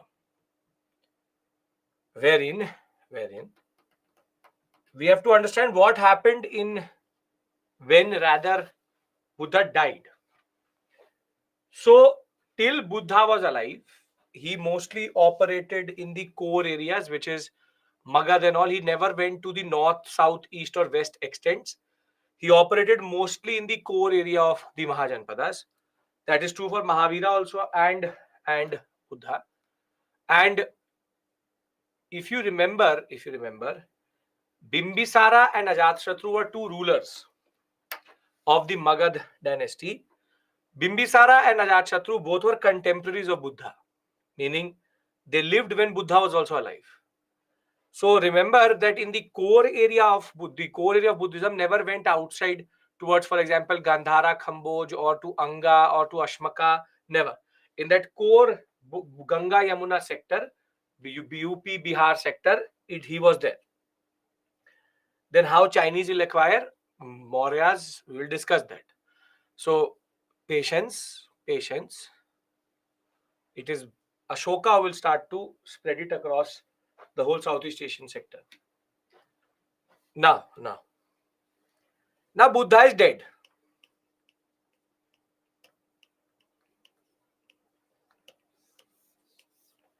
Buddha has died. Now, when the most important personality of a religion dies, the enlightened one himself died, there's a chance that the Buddhist order or Buddhism would automatically become obscure or would become weak if not intervened properly. So till Buddha is alive, there's no issue. The most important personality, the person himself is alive. But when he's not alive, then there's a problem. Because then there's a chance that the whole religion would become obscure or nobody would follow it generally. And therefore, when Buddha died, now the Sangha squabbles together and tries to come together in what is called as the first Buddhist Council, which is considered 486 BCE. Now, who is the monk, who is the ruler, this and that, I have everything here. Ajatashatru, Mahakasyapa. Don't worry about that right now. First, understand what happened in that council. I'll add the details later. Now, the first Buddhist council, they needed to institutionalize Buddhism. The religion was till this point only based on the ideas of Buddha. Now Buddha is not there, so there needs to be an institutionalization. Again, 486, somewhere you'll find it 483. Again, this is something which nobody can answer because different texts will give you different. There's no right and wrong answer here. You should not be confused because there is no answer to this question. Because these are things which are based on all estimations. And that to British estimation. So 483 also you'll find it in books. Now, but 486 is the most accepted. Now, in the first Buddhist council, what they do is that they institutionalized.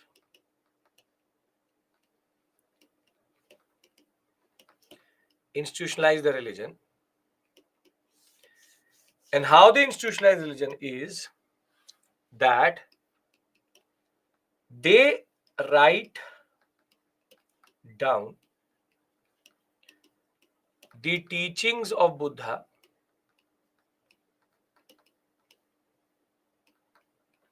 and make the rules and regulations.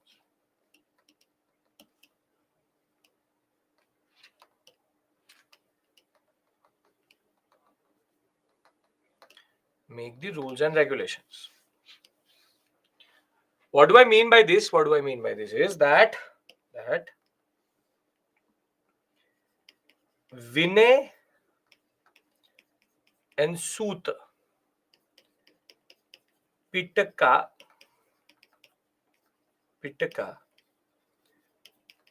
is written.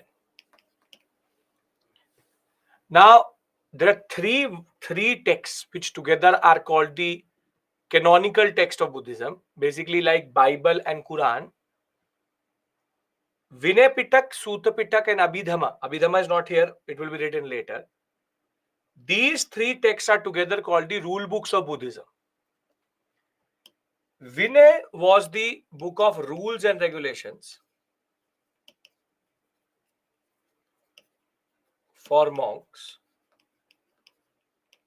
and Sutta was the teachings of Buddha.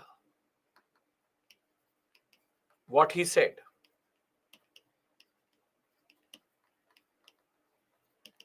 What he said. This is a very significant moment because Buddhism is trying to survive without Buddha by now writing two texts, Vinay and Sutta. So out of the T Pitaka, T means three, rules and regulations for monks on how to get enlightenment. How to get enlightenment. On how to get enlightenment. Vinay and Sutta, two regulations. And these two books are very significant because they are now institutionalizing Buddhism as a proper religion. And First Buddhist Council is known for this. Who or how, I don't know what you mean by that. The simple point is, whoever is part of the Sangha, which is the monastic order,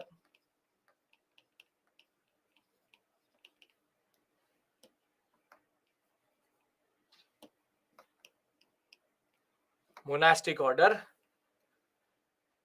is Vinay and Sutta. What is the canonical text? Canonical text is the rule book of a religion or the most important text of that religion. We have Quran, we have Bible. Here we have Sutta Vinay. We have Mahapurana called a text called Adi Mahapurana in Jainism. So Vinay is about rules and regulations. Sutta is about teaching and Buddha. Now, the First Buddhist Council, as I said, is 486. Mahaparinivarma near it will happen in Rajgir, which is the capital of the Magadha dynasty itself. Ajatashatru is the one who organizes. This is the ruler, and this is the monk who presides over it. Mahakassapa Have to remember this. And Sutta, which is Buddha's sermon, and Vinay are written. Does anybody have any issue here?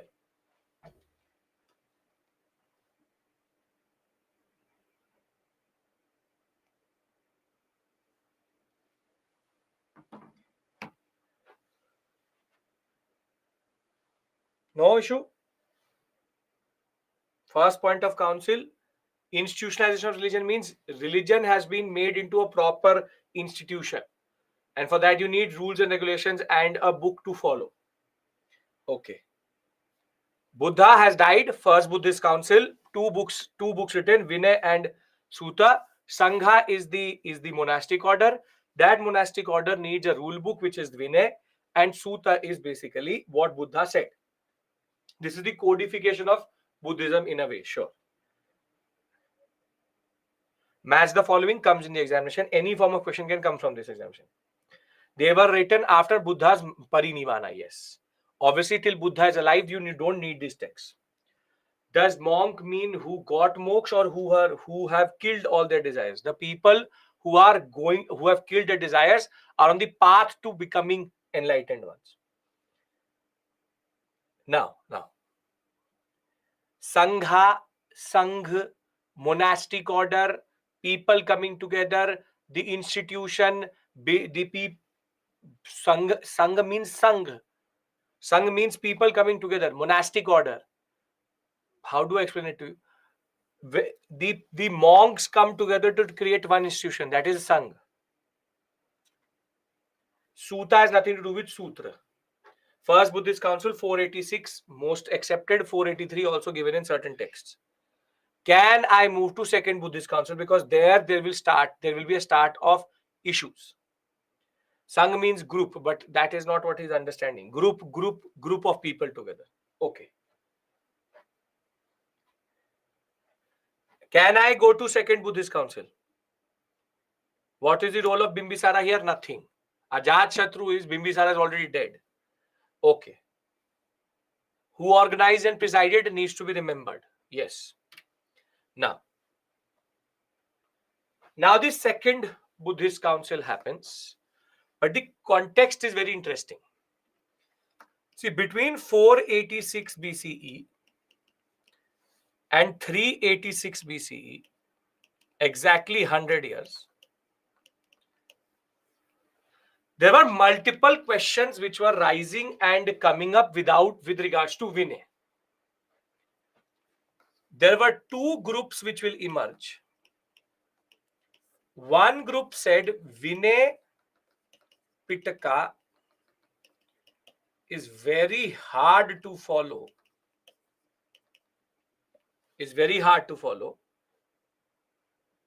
And one said Vinay Pitaka is not hard. Let's not change it. So basically, between 486 and 386, one group says syllabus is too hard. The other one says that syllabus is not too hard. That the rules and regulations which have been made, the rules are rules and regulations. One says very, very hard. One says it is not very hard. And now when they meet in 386 BCE, Second Buddhist Council, exactly 100 years after the Mahaparinirvana, now there is debate and discussion on what is the way forward.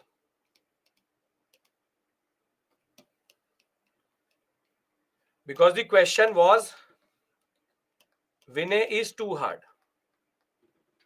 Meaning the rules had been made so difficult, nobody was able to follow. And this was presided over by a person, if you remember, I told you to remember his name, Kalasoka. And the presiding monk was Sabakambhi. Now, at the second Buddhist Council,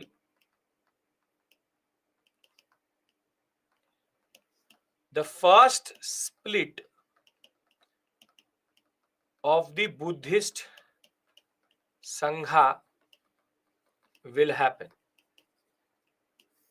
First split always happens after the preceptor or the most important person is dead.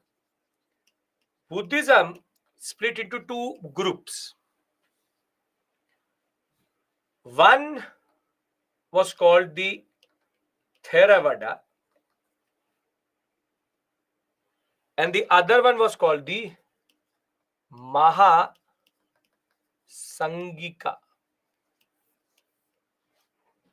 Now, the Theravada, also called the Theravadin,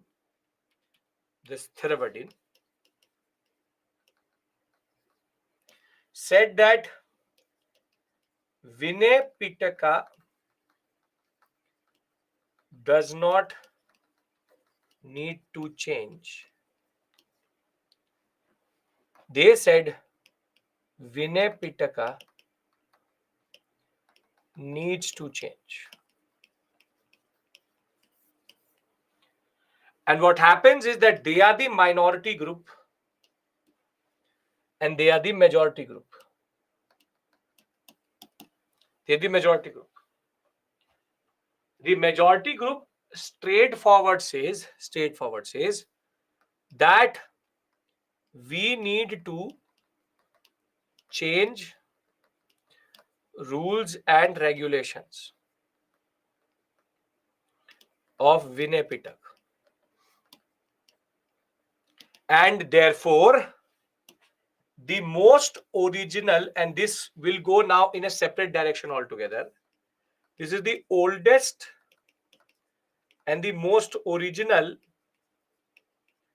school of Buddhism, because they did not want to change Vinay Pitak itself.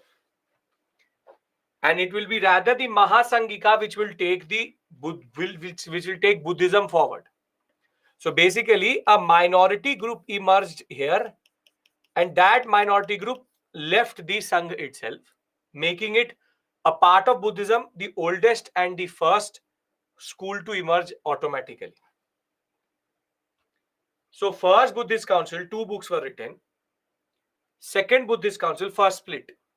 Anybody has any issue here? Anybody has any issue here? No problem. Okay. Now, third Buddhist Council is organized, and this is by Mahasangika. Mahasangika. I will give you a flow chart in the end, so don't worry, it will make sense to you. Mahasangika is the one who say that we need to change Buddhism, we need to change Vinay Pitak, Sutta is okay. Theravada says we don't need to change it. So the orthodox, oldest, conservative, the most original form of Buddhism survives in the form of Theravada. They are very clear. They are very, very clear. And on the other hand, Mahasangika say that Vinay Pitak is too difficult. A major differentiation between the two was Theravada used to say that if you are a Upasak, Upasika or Arhat, you are useless. You can't get moksha. So what's the point of doing that? But Mahasangika said that if you will say that to every Upasak, Upasika and Arhat, nobody is going to prescribe to Buddhism itself. So therefore, Mahasangika said, no, Vinay Pitak is too difficult. We'll make it easy so that everybody can get moksha. This is Buddhism trying to survive as a religion. Theravada, the main disagreement is over this only. That they said that Arhat and these Upasak, Upasikas, this watching the content will not make you a teacher, you are useless. Mahasangika said that if you will say that to everybody, then everybody will leave Buddhism itself. So the Mahasangika, the majority, said that we'll change the rules so that Upasak, Upasika and Arhat can also follow Buddhism closely. So one thing is very clear. First has 2 books.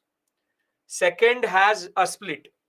Mahasangika is also a school and Theravada is also a school. But Mahasangika takes everybody forward. Theravada comes out of the main Buddhist council in that regard. It does not remain the part of the Sangha. It's like a company which comes out of the group itself. Are we clear? Theravada is the name of the school of people who believed in that. Okay. Now, the third Buddhist council, which was organized by Mahasangika, because Theravada doesn't care, they're saying all is perfect, Vinay Pitak and Sutta Pitak totally fine. If Ashtanga Marg was so easy, then Pitak would be written something different. If it is easy to get moksha, then Pitaka was written differently. No, it's not about the way to moksha. It's about how the day-to-day practices of Buddhism happens and the monks happen. Minority does not become a new religion, it becomes a new sect. The word is sect. Sect or school. Sect school means smaller group.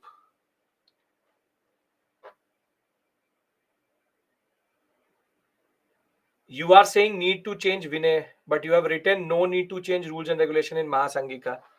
So I'm telling you, they say Vinay Pitaka needs to change.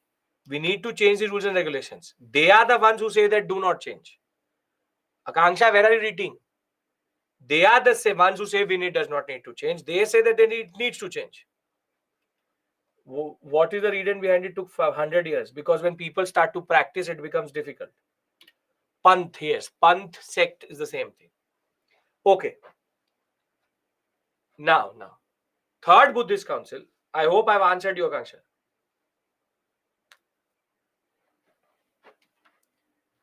ये V है. V is looking like no. इतना तो नहीं हो सकता. V. Okay.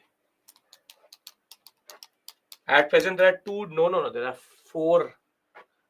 Telling you, Shabir, why do you jump on conclusions?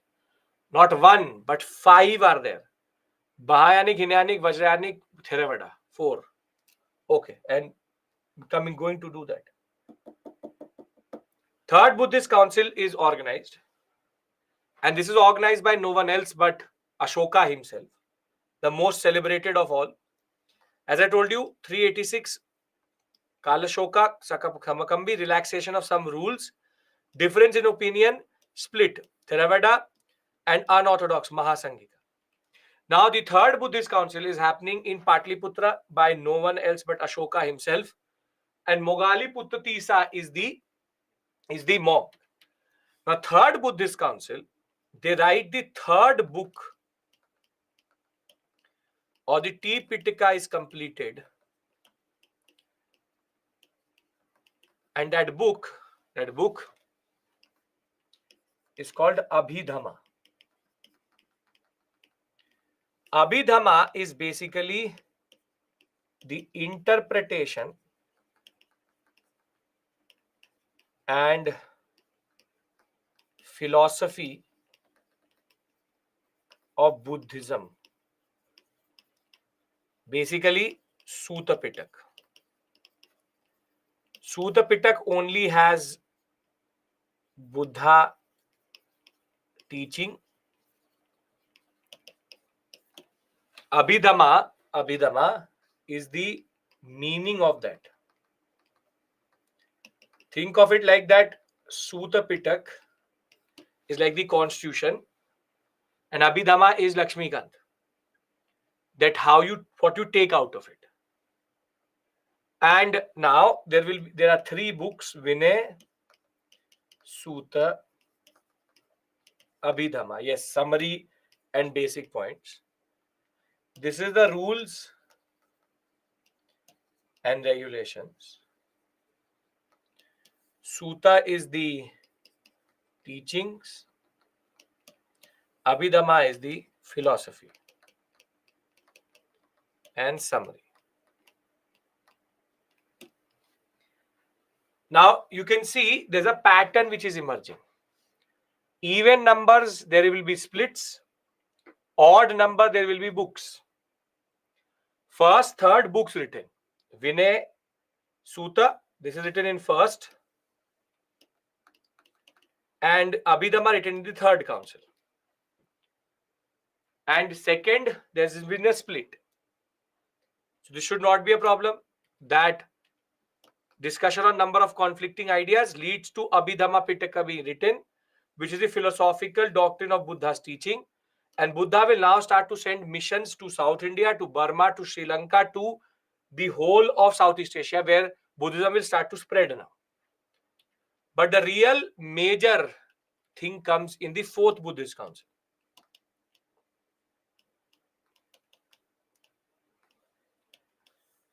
The fourth Buddhist Council is the most explosive because in the Mahasangika, organized by Ashoka, Mogaliputta Tisa is the presider. Now the Mahasangika gets divided on the question over who is Buddha. Over who is Buddha. Mahasangika can be double K also, can be 1K also, doesn't matter. Mahasangika. And one group says Buddha is God and we should worship him in idol form. And the other group says Buddha is not God, he was a good teacher. He was a good teacher.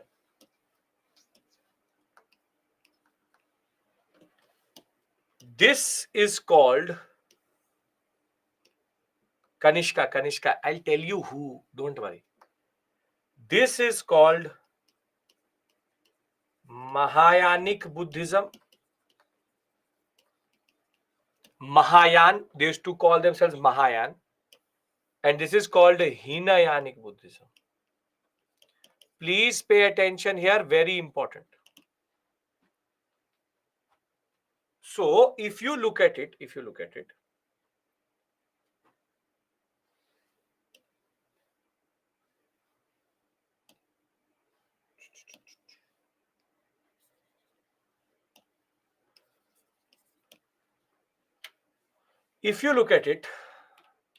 this is the basic flowchart.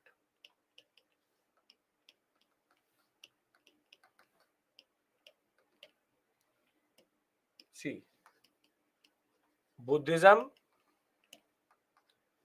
first Buddhist Council, 2 books, Vinay and Sutta. Second Buddhist Council, Theravada and Mahasangika.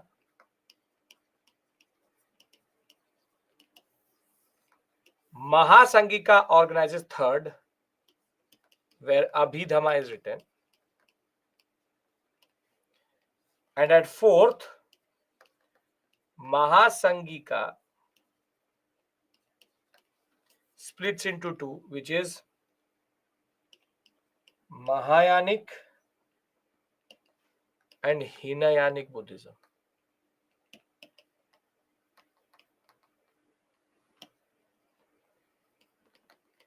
So, as I told you, the rule book is very simple. Second, fourth, even number is split odd number 1 and 3. It's book.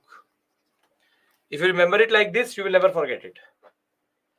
The fact is, we need to understand what is Mahayanic Buddhism and Hinayanic Buddhism. But before we do that, this is organized by Ajatsatru. This is organized by Kalasoka. This is Ashoka. And this is Kanishka. Kanishka, the most celebrated Kushana ruler. It will make sense when I will teach you post Maurya.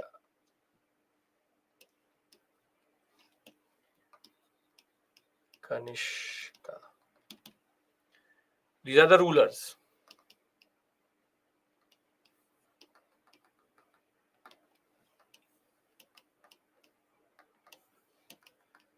Are we clear about this flowchart? Chinese, Japanese, Tibetan, Buddha is God. Chinese, Japanese are not Mahayanic. They are further one more part, which is called Vajrayanic. Which I'll tell you. There are out of Mahayanic later there will be new one which is called Vajrayanic Buddhism, which will rise. I have discussed with you. First Buddhist Council, Ajatashatru Mahakasyapa, Kalasoka Sabakambi, Sutta Vinay Theravada. Then I have discussed with you Patliputra Ashoka, Mogaliputta Tisa, Abhidhamma. Fourth Buddhist Council, Kundalvana, Kashmir, Kanishka, two people, Vasumitra and Ashwaghosh. You can see there are two people presiding. And therefore, Hinayanic and Mahayanic will develop because there were 18 different subgroups which were fighting amongst themselves over the question, should Buddha be considered God or should Buddha be not be considered God? Yes? Are we clear about the basic ideas? Because then I have to teach you what is Mahayanic, Hinayanic and Vajrayanic. Ajatashatru, Kalashoka, yes, rulers of Magad. Ashoka, ruler of Mauryas, which I will discuss with you. Kalashoka is Kanishka is a ruler of Kushanas, which I will tell you later. Yes? Okay. Now. Four Buddhist councils, basic facts related to it. Odd one books, even one split. Any question can be answered from here when it comes to councils itself. Now, there are now basically 1, 2, 3 and 4 types of Buddhism then. One is which is the most purest form of Buddhism, closest to what Buddha said. One, which is Theravada. It is the closest because it was the first to develop. And Theravada has nothing to do with Hinayanic or Mahayanic. Because Mahayanic and Hinayanic are splitting of the Mahasangika and not of Theravada. Theravada is one school which comes out. So basically, Buddhism has one whole body. The first thing which comes out is Theravada. And thereafter, this splits up into two, Mahayanic, Hinayanic. And out of Mahayanic come out Vajrayanic. That is the basic concept. Okay, now, let's talk about Mahayana.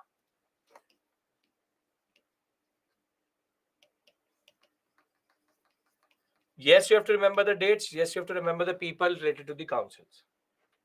I'll tell you what is Vajrayanic. First, understand Mahayanic. Now, Mahayanic Buddhism have 3 very important concepts related to them. One is called that Buddha is God. What's called he's a deity, which is basically going against the idea of what Buddha wanted to argue, which is that Buddha did not say that there was some God, but he's made into a God himself. Thereafter, here, idol worship of Buddha starts. Basically, now, by the time we come to Kanishka, the Hinduistic practices started to influence Buddhism, which is idol worship. Have Buddha's idol in front of you to worship him. And what they also do is that they develop a concept called bodhisattvas.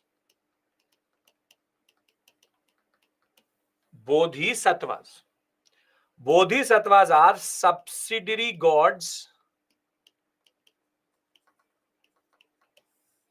which developed. Buddha being the main god, and then you have 3 main bodhisattvas, and you have further 4 other bodhisattvas. The concept of bodhisattva is very simple. Bodhisattvas were monks who delayed their enlightenment for you. They could have got enlightenment much quicker, but because Buddha went, now they delayed their enlightenment, they delayed their Mahaparinirvana because of you. They could have got it, but they did not do it. Why? Because for you. How and all, I have no answer. How you go and ask Buddhist monk? Simple point is, Buddha is the main god. Bodhisattvas are gods only, yes. Bodhisattva, Buddha is God, main god. Now, how you have subsidiary gods? You have Lord Shiva, then you have Goddess Parvati, Kartikeya, Nandi, and Ganesh. Same way you have Buddha and his 3 main subsidiary gods: Avalokeshwar, Vajrapani, Manjushri. These 3 embody 3 aspects of Buddha. And you have to learn the Bodhisattvas. The first Bodhisattva is called Avalokeshwar. Now, how do you define a Bodhisattva? You see, Mahayana is called the greater vehicle. Spiritual liberation of both monks and ordinary followers. Depiction of God as Buddha as God will become very common in China, Japan, Korea, Tibet, and will become very, very common after the modern period itself. And they will also talk about this concept. Have we heard this concept previously? Accumulation of spiritual merit through rebirth. Where have we heard this concept? Vedic Brahmanism. Now you see how Buddhism has to change itself. People are starting to question Buddhism. So they say, okay, maybe you will not get it in 1 birth, you will get it in 2 births. So the concept of rebirth and spiritual merit comes into Buddhism also. So this is how the religion itself is evolving. But the idea which is central to Mahayanic Buddhism is called Bodhisattvas as compassionate monks to help others attain nirvana before self. Is a compassionate one who was stopping his own nirvana before giving others nirvana. So, Ramya, refresh. If you can't hear me, refresh. That is the irony. I'll say refresh, you can't hear me. Refresh. Okay. Compassion means kindness. See, the argument is very simple. UPSC is Buddha. You are a upasak upasika. So I become Bodhisattva, which is I have delayed clearing this examination myself to make you clear it first. If you get the point. So basically मैं तुम पे एहसान कर रहा हूं that rather than a Bodhisattva could have attained nirvana very quickly, but he delayed it so that everybody else could get the nirvana concept itself. That is where is the origin of Bodhisattvas. But basically, if you today look at Buddhism, Bodhisattvas are subsidiary gods. Who delayed? I delayed. If I clear UPSC, then who will make you clear UPSC? That is the idea of Bodhisattvas. Literally. So in Mahayanic Buddhism, the origin of Bodhisattvas was that they were monks or enlightened ones who stayed back and gave others nirvana, and later went for nirvana itself. Obviously, all of them are dead right now. See, I can easily tell you that they are just but nothing but subsidiary gods. But the way they are explained in Buddhism is a totally different way, which is the concept of bodhisattvas delaying their own nirvana so as to give others nirvana. That is why they are worthy of your respect. They are worthy of Buddha is God, but they are also worthy of respect and worship because they stay back for you. So basically, they are the hands or the subsidiary gods of Buddha. When I will tell you their concept, you will automatically understand it. Can I talk about the bodhisattvas? You will understand. They embody every aspect of Buddha. But is it making sense to you what bodhisattva means basically? Bodhisattva is basically a subsidiary god. In the examination, wherever you see the word bodhisattva, automatically link it up with Mahayanic Buddhism. The fact is, bodhisattvas are subsidiary gods related to Buddha. That is it. Helping others or teaching them, same thing. You have to just understand one thing. In Mahayanic Buddhism, Buddha is God. If you can't understand that also, Karaku, Bodhisattva. Do you understand Avengers? Marvel Avengers? Anybody? Karaku? Understand them? No. क्या समझ आता है? What do you understand? Tell me a certain cartoon which you follow or you know, or search something you follow. For the people who understand Avengers, Buddha is Nick Fury, and the other Avengers are bodhisattvas. Get it? Get it? Get my point? Karaku, I'm waiting for something from you so that I can explain it to you. Yes, in a way, yes, Dhavni, very good. In the way we have Hinduism sadhus, who later now become themselves Mahatmas and worship-worthy people. That is also a very good way.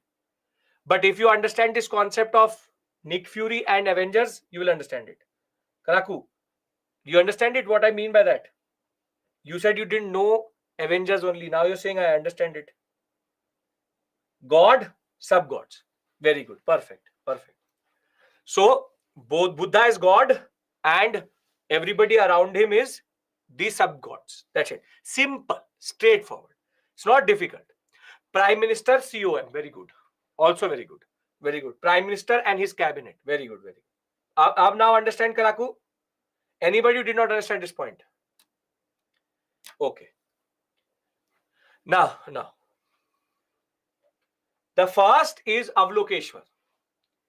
He is the most popular. He is the one who's represented in the Ajanta caves quite a lot. And he is also called Bodhisattva Padampani. He is the one who holds the lotus flower in his hand. He is known as Padampani, Avalokeshwar and Lokeshwar. All are his names. Lokeshwar. All are his names. And he is the one who's one of the protective deities of Buddha. And he is the one who listens to the world's cries and comes to their aid. वो सबका दुख सुनते हैं and he comes to the help of everybody. Basically, in Tibetan Buddhism, Dalai Lama is seen as an incarnation of Avalokeshwar. That Avalokeshwar reincarnated as Dalai Lama. Avalokeshwar basically is the listeners of the cries of everybody and comes to their aid. Thereafter, you have Vajrapani. Vajrapani is a protective deity, second protective deity, and he is the protector of people. or of Buddhists. Basically, he protects the Buddhist community. Vajrapani. Manjushri is the third main important, and he is the wisdom of Buddha. And he is the one who holds the sword in his hand. That is why it's called Manjushri.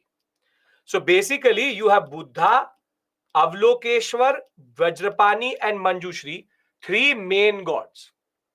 Iron Man, Captain America, Thor. Three main gods of Buddha. Other than that, you have Maitreyi. This came in the examination exactly like this in 2019. It is believed that Buddha is going to come back later, and when he will come back as future Buddha, he will be called Maitreyi, and he will attain enlightenment again. And in Chinese mythology or in Chinese understanding, laughing Buddha is the reincarnation of Maitreyi. Why all they hold something in their hand? Style hai. So basically, if you understand Kalki Avatar, in the concept of Kali Yuga Kalki Avatar, the Maitreyi concept comes from there. That Buddha will again come and he will attain an enlightenment, and he will be this time called Maitreyi. And Chinese say that he already came, he was laughing Buddha. So that is why you would have seen that laughing Buddha figure which you see, that is basically an idol for Maitreyi. And the Tibetans worship Dalai Lama as their spiritual leader, as an incarnation of Lokeshwar or Avalokeshwar. Then you have Vasudhara, who is the wealth and prosperity and abundance. So if you have Vasudhara deity, goddess Lakshmi basically, if you have Vasudhara deity, it represents prosperity and wealth. Skanda is the one who protects the monks. He's the protector of monks. And Sitapatra is the protector of the Buddhists from supernatural dangers. When disasters happen, Sitapatra protects you. But the most important here is Tara. The only woman Bodhisattva. And she is central to Vajrayanic Buddhism. Vajrayanic Buddhism is actually based on Tara itself. So we have one Buddha with his three main gods. What we call Vasudhara is not a woman. You have Buddha, Vajrapani, Manjushri, and Avalokeshwar, three main gods. God, sub-god. And then you have another set: Vasudhara, Tara, Sitapatra, and Skanda. And when Buddha will again come to the earth, he will come as Maitreyi. Make sense? You need to know their names. You need to know who they are, what are they related to. UPSC has a basically an habit of asking questions from this area quite a lot. You don't have to do a thesis on them, but the Mahayanic Buddhism is the only complicated one. Are we clear? Vajrapani, Manjushri, Maitreyi, Avalokeshwar, Vasudhara, Tara, Skanda, and Sitapatra. Tara is the one who basically is the one who's related to success. And I'll tell you why Tara is so important. I'll come to Tara. I'm coming to Vajrayanic Buddhism. Is Mahayanic Buddhism clear? In the examination, if you see three words, Bodhisattva, Buddha as God and deity, and idol worship, you automatically put it towards Mahayanic Buddhism. Are we clear about this? There are multiple more Bodhisattvas. These are the main ones. Okay. Now, it's not complex to learn. It is just that there are new words to you. You learn it. You can learn it again. If you can remember the full form of DNA, you can remember this also. Okay. Now,